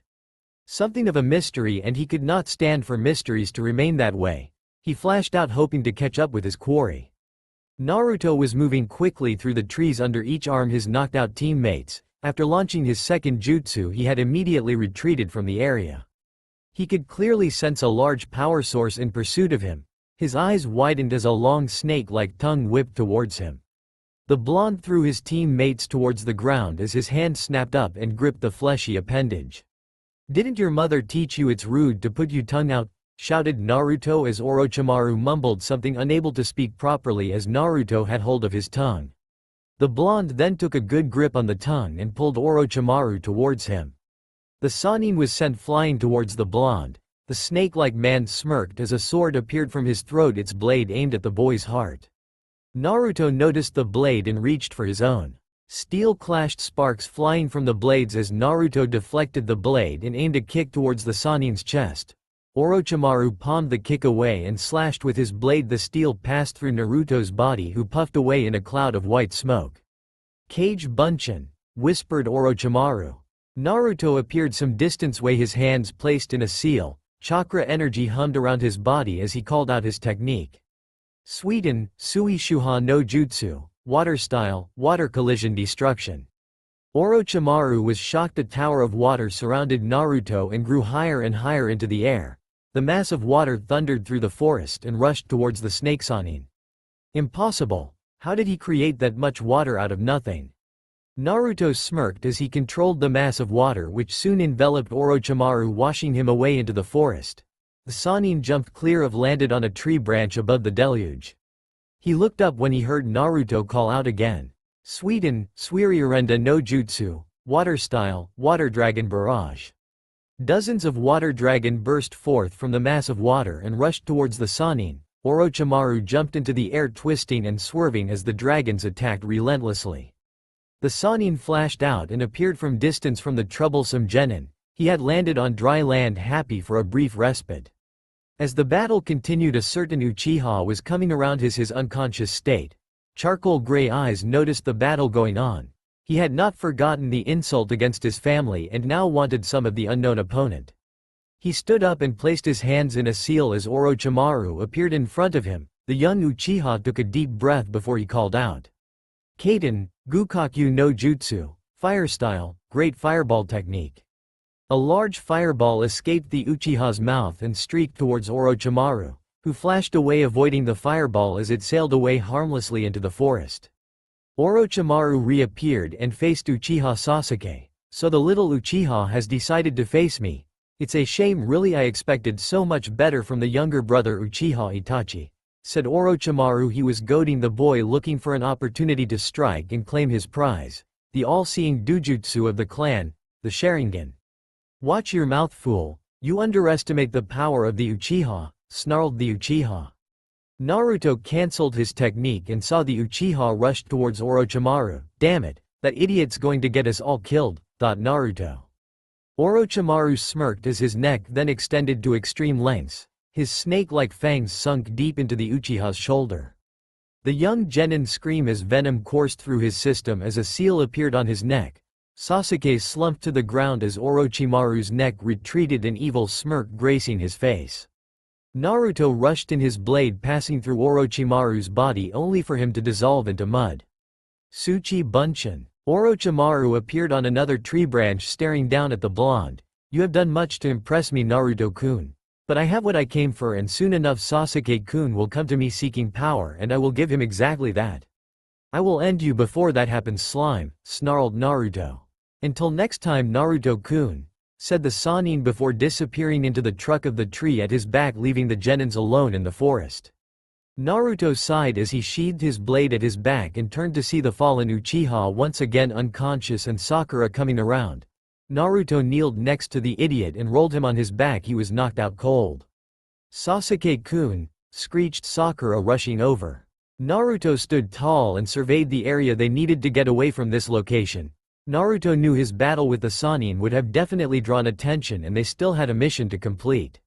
"Sakura, we need to move, come on," said Naruto, hauling Sasuke up onto his shoulder and moving deeper into the forest. "Naruto, what the hell happened back there? Less talking, more movement, Sakura." Team 7 moved deeper into the forest. Naruto couldn't stop the thoughts that raced through his mind. What was Orochimaru's interest in Sasuke? Why was he even here on Konoha? The Hokage needs to be told. It was dark by the time Team 7 found themselves in secure position to rest for the night. Sasuke, still unconscious, was laying in the dark alcove under a tree root system. Naruto lit a small fire for him and Sakura to keep warm. The blonde took the first watch, surveying the darkness in their small area. "Naruto-kun, are you okay?" asked Kyuubi. "Something is bothering me, Kyuubi. Why would someone like Orochimaru show an interest in someone like Sasuke?" replied Naruto through his mental connection. "Orochimaru was once a student of the Sandaime. As you know, those students went on to become the Sannin. But somewhere along the way he became corrupt, looking to find out the secrets of the world and learn every jutsu. However, he was stopped by the Sandaime, but at the cost of many lives thanks to his evil and vile experiments. He then betrayed the village after being turned down as Yondaime. A spot that was filled by your father. Since that time he has spent years trying to find the secret of immortality," explained Kyuubi. "A fool's errand," replied Naruto. "Indeed, but that doesn't stop him from being a dangerous enemy. You did well against him, Naruto, I am very proud. But what did he place on Sasuke? I'm not sure, Naruto-kun. Maybe the Hokage or another seal master may be able to provide you with more information." "Maybe you're right. Good night, Kyuubi." "Good night, Naruto-kun." The sunlight peeking through the trees touched Naruto's closed eyelids, which immediately snapped open as he jumped to his feet. He jumped out into the open as Shiroiko, white lightning, appearing in his hand, thumb resting on the decorative Tsuba. His bright blue eyes scanned for any threats. He could sense something in the distance. "He's certainly quick on the draw, isn't he?" said a voice from the treeline.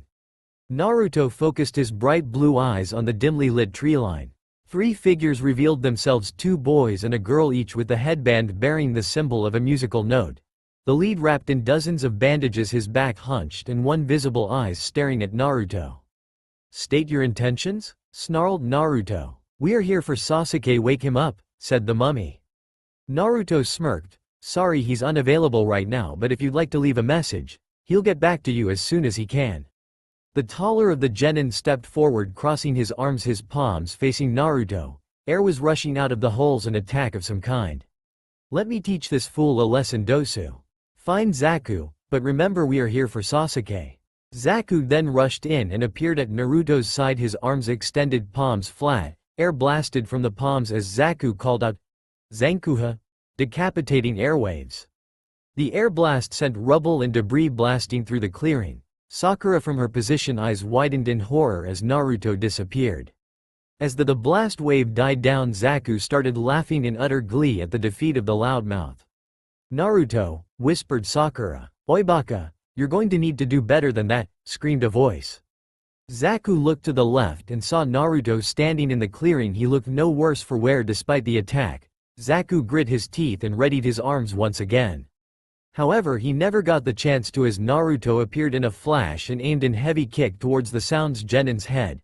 The force sent Zaku flying as his limp body crashed through the body of a tree, snapping it in half. Dosu's single eye widened at the display as Naruto stepped towards them, his thumb pressing on the Tsuba of Shiroiko, white lightning. "Now you have 2 choices. I can either leave your blooded and mangled bodies to rot in this forest, or you can leave you scroll and live to fight another day. Make your choice," explained Naruto. The only female of the group growled. "Just who the hell do you think you are?" she screamed. Naruto's cold blue eyes bored into the girl's.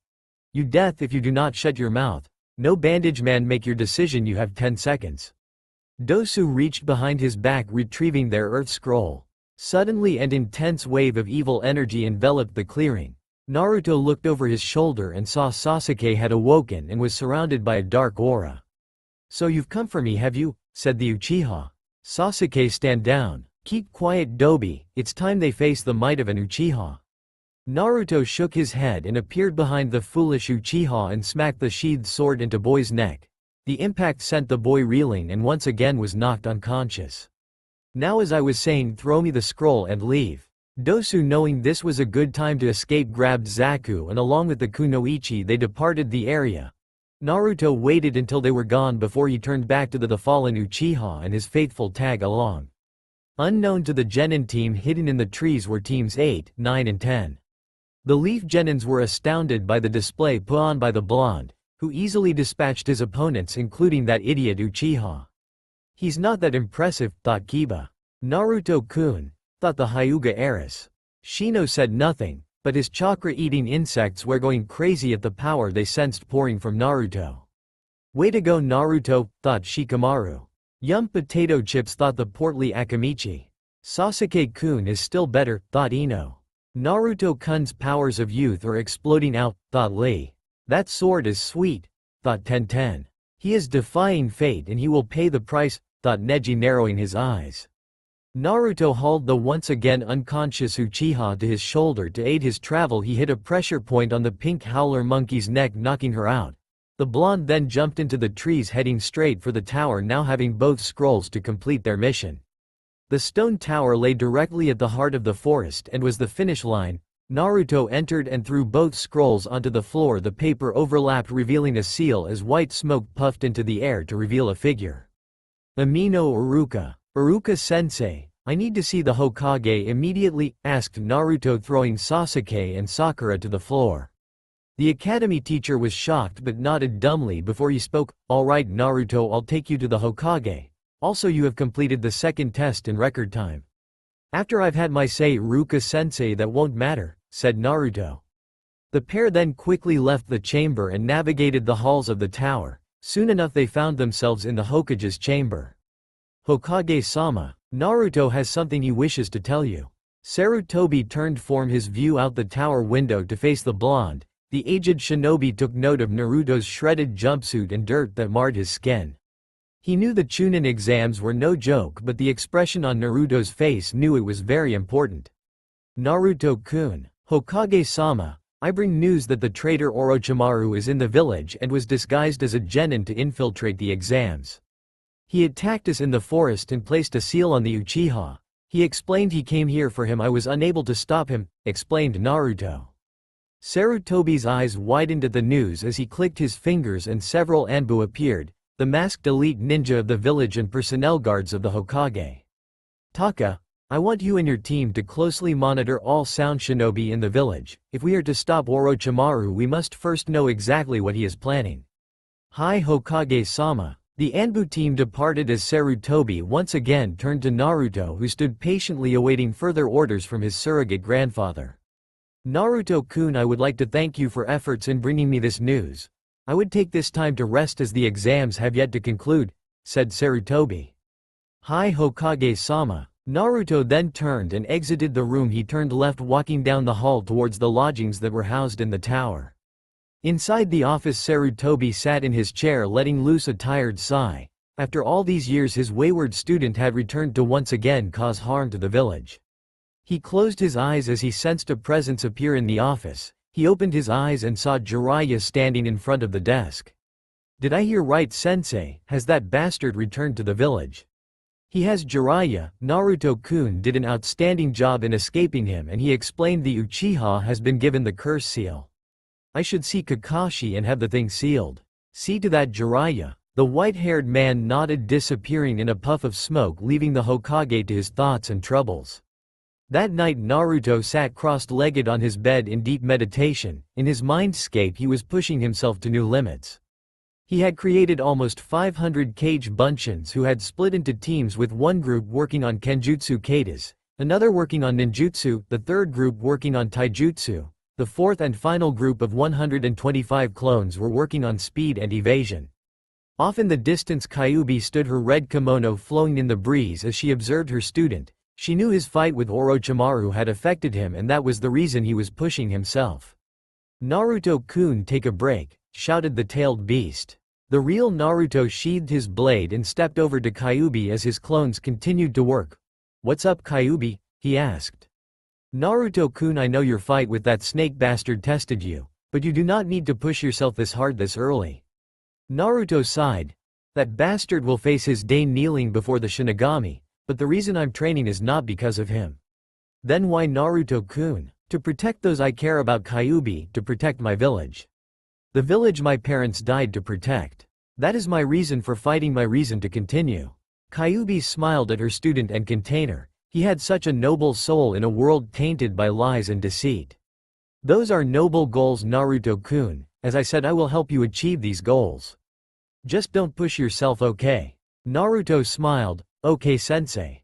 The tailed beast watched the blonde walk back towards his battalion of clones to continue his training. She knew he would have a tough road ahead, but if anyone could walk that road, it was Naruto. 4 days passed by the time the second test was complete. All of the Leaf teams had made it through along with teams from AIM, Otto and Suna. Naruto stood on the balcony above a stone-flagged fighting arena. At the end of the room a large statue stood overlooking the rain.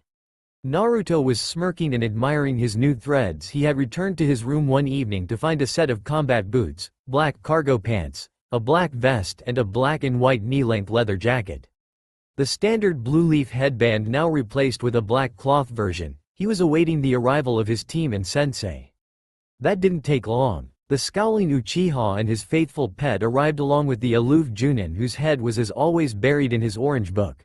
Soon enough the remainder of the teams had arrived as the Hokage stepped forward and cleared his throat. Congratulations on making it through to the second test. However, as we have a higher number of participants than expected, we must hold preliminary rounds to whittle down the numbers. Suddenly a sickly-looking Chunin appeared on the field. Hokage-sama, allow me to explain please, he said. Please do, Hayate. 2 fighters will enter and battle until a winner is declared. Winners will advance to the Chunin exam finals, said Hayate, directing everyone to the board at the back of the room. Naruto ducked under a punch aimed at his head, then back-flipped, avoiding a sweeping low kick. Using the strength in his arms, he pushed himself up into the air, his body righting itself, and unleashed a ferocious roundhouse kick. The heel of Naruto's boot catching Ugatsu in the jaw, an audible crack could be heard, only for the aimed genin to dissolve into a puddle of water. Mizu Bunshin, thought Naruto. Naruto jumped backwards as a barrage of kunai rushed towards him. The blonde skidded across the stone floor, the muscles in his legs pushing to the side in a rapid change of direction, the kunai sailing past. Naruto reached inside his coat and pulled a single shuriken. He launched the single projectile towards Ugatsu, his hands placed in a single seal as he called out his attack. Shuriken Cage Bunshin no Jutsu. 1 shuriken became 100 as they filled the arena. Naruto then windmilled his arms, energy gathering around his hands before he thrust them forward, calling out. Fuuten, Amatsukaze no Jutsu, Wind Style, Heavenly Wind. A fierce wind blasted through the arena, the wind increasing the speed and spin of the shurikens. Ugatsu smirked before he took a deep breath and called out his own jutsu. Kaden, Kazana no Justu, Fire Style, Volcano Blast. An intense stream of flame escaped Ugatsu's mouth, quickly overwhelming the shurikens and further intensified by Naruto's wind blast. The flames changed from orange to white and rushed towards Naruto. Suiten, Suijinheki no Jutsu, Water Style, Water Formation Wall. Naruto spat out a large stream of water in front of him. The white-hot flames made contact as the room was filled with steam, the combatants shrouded from view as the audience looked on in awe and admiration. From the balcony, one member of the Aoiden grit his teeth in anger, his blood-red Sharingan eyes active, hoping to copy as many jutsu as he could. But was left empty-handed. Even though he could see the seals being created, his eyes simply would not copy them. Damn you, Dobi, why can't I copy your jutsu? Tell me why, thought the Avenger. From his seat at the very far end of the room, Sarutobi was stoic, but his eyes betrayed his facade. He was deeply impressed with Naruto's performance so far, but there was something about the boy he was facing along with the AIM team of ninja. Could they be in league with Orochimaru, thought the village leader. Pushing those thoughts to one side for the moment, he focused back on the battle as the steam cleared, revealing Naruto and his opponent to the audience once again. Ugatsu smiled, a huge smile gracing his face. That was pretty good, Naruto-kun, he said, pulling a kunai from his belt and twirling it around his right hand. It's not over yet, Baka. It will be soon, Naruto-kun. My master asked me to test you. To test your new abilities, he has been watching you for some time. Ugatsu! Shouted the aimed Junin, alarmed at the words spilling from his mouth. Naruto smirked. It seems you are spilling secrets you were not meant to. It was my job to test you, Naruto-kun. My master decreed it that you be taken alive and bow before his almighty power, said Ugatsu, raising both hands into the air. I bow to no one. Now enough talk, let's finish this. Fine. Naruto threw his right arm to the side as Shiroiko, White Lightning, appeared, then throwing his left arm to the side as his second katana Hisakikuhei, Flaming Justice, materialized. Both blades hummed with energy as Naruto spun the blades deftly around his body. His chakra levels continued to build as a fierce wind howled around the leaf genin. The wind became so much the genin and their senseis had to shield their eyes. It continued to build, even the building began to shake. What's Naruto doing? Shouted Choji. Naruto-kun's flames of youth are exploding out, said the great green beast of Konoha, Might Guy Sensei of Team 9. Is this his true power? Thought Sasuke. That power will be mine, thought Orochimaru. Mother shall have his blood, she screams to claim his blood, thought Sabaku no Gara. Naruto spun his blade one final time before he disappeared in a flash of light that blinded almost everyone in the arena. Naruto appeared in a flash behind Ugatsu. The wind stopped abruptly as he sheathed his blades. Nitoryu. Hashira no Awai, two-sword style, pillar of light. As Naruto whispered those words, Ugatsu, now frozen stiff, a pillar of white light surrounded him. It then died down as plume of blood and mist sprayed into the air. The aimed genin let go his final breath before he slumped to the floor.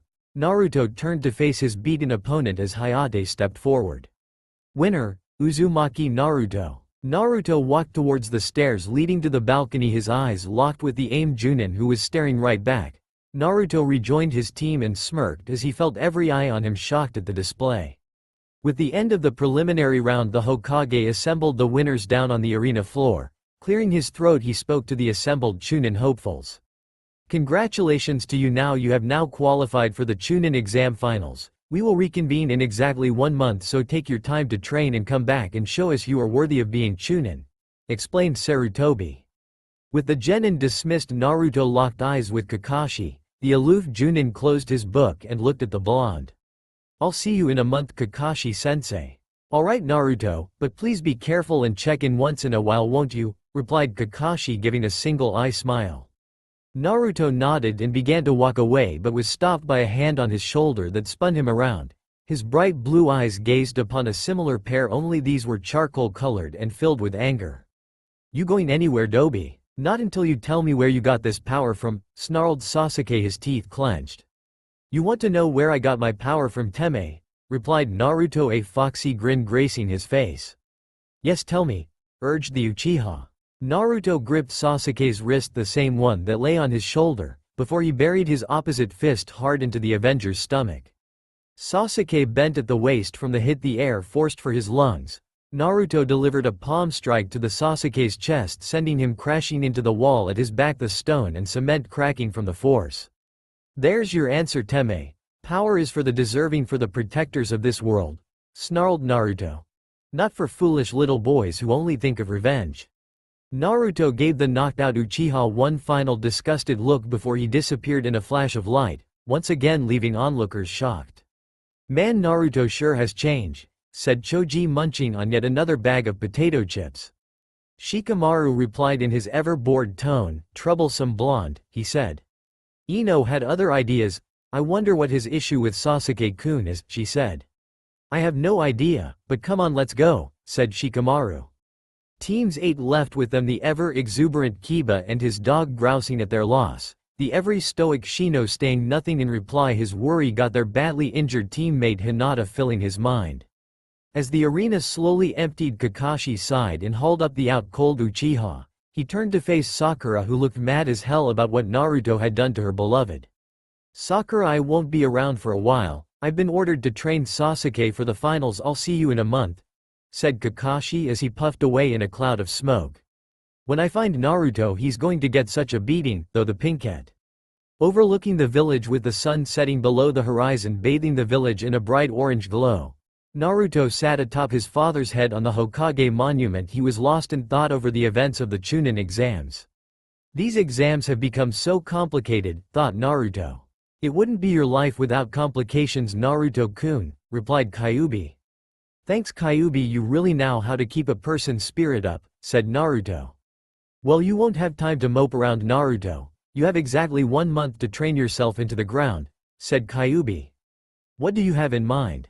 I believe it's time to show the world your true power and reveal yourself as Namikaze Uzumaki Naruto. I have a few techniques that might help with that, explained Kyuubi.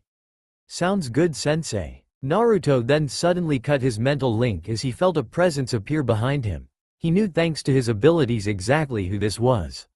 Hey kid. Naruto continued to look out at the setting sun. Jiraiya of the Sannin, do I owe the pleasure, said the blonde. So everything Sarutobi said was true. Yep, thanks to a few special friends they unlocked my soul, memories and bloodlines. Memories of my family, my mother, my father. You taught my father, didn't you? Said Naruto, a wistful tone to his voice. Jiraiya sighed and sat down next to the boy, both looking out over the village. A village they had sworn oaths to protect and would now work together. So you wish to train me, Jiraiya, stated Naruto. Yes, Naruto, I made a promise to your father and your mother that I would protect you. But I failed in task and I would like nothing more than to make that up to you, Naruto, said Jiraiya, hanging his head low. We pay tribute to those no longer with us, Jiraiya, but living our lives to the fullest. I know what my father asked of you, and I know thanks to those idiot counselors you believed I had died. But now we can put that all behind us and continue forward as master and student to bring justice to this tainted world, said Naruto, smiling at the Sannin. Jiraiya smirked. It's as if Minato still lives on his son, thought the Sannin, thinking of his former student. Thank you, Naruto, we shall do this together to bring not only justice but peace along with it, said Jiraiya with a clenched fist. So when do we start Arrow Sennin, said Naruto. Jiraiya laughed, then his mind registered exactly what Naruto had said and face faulted to the ground.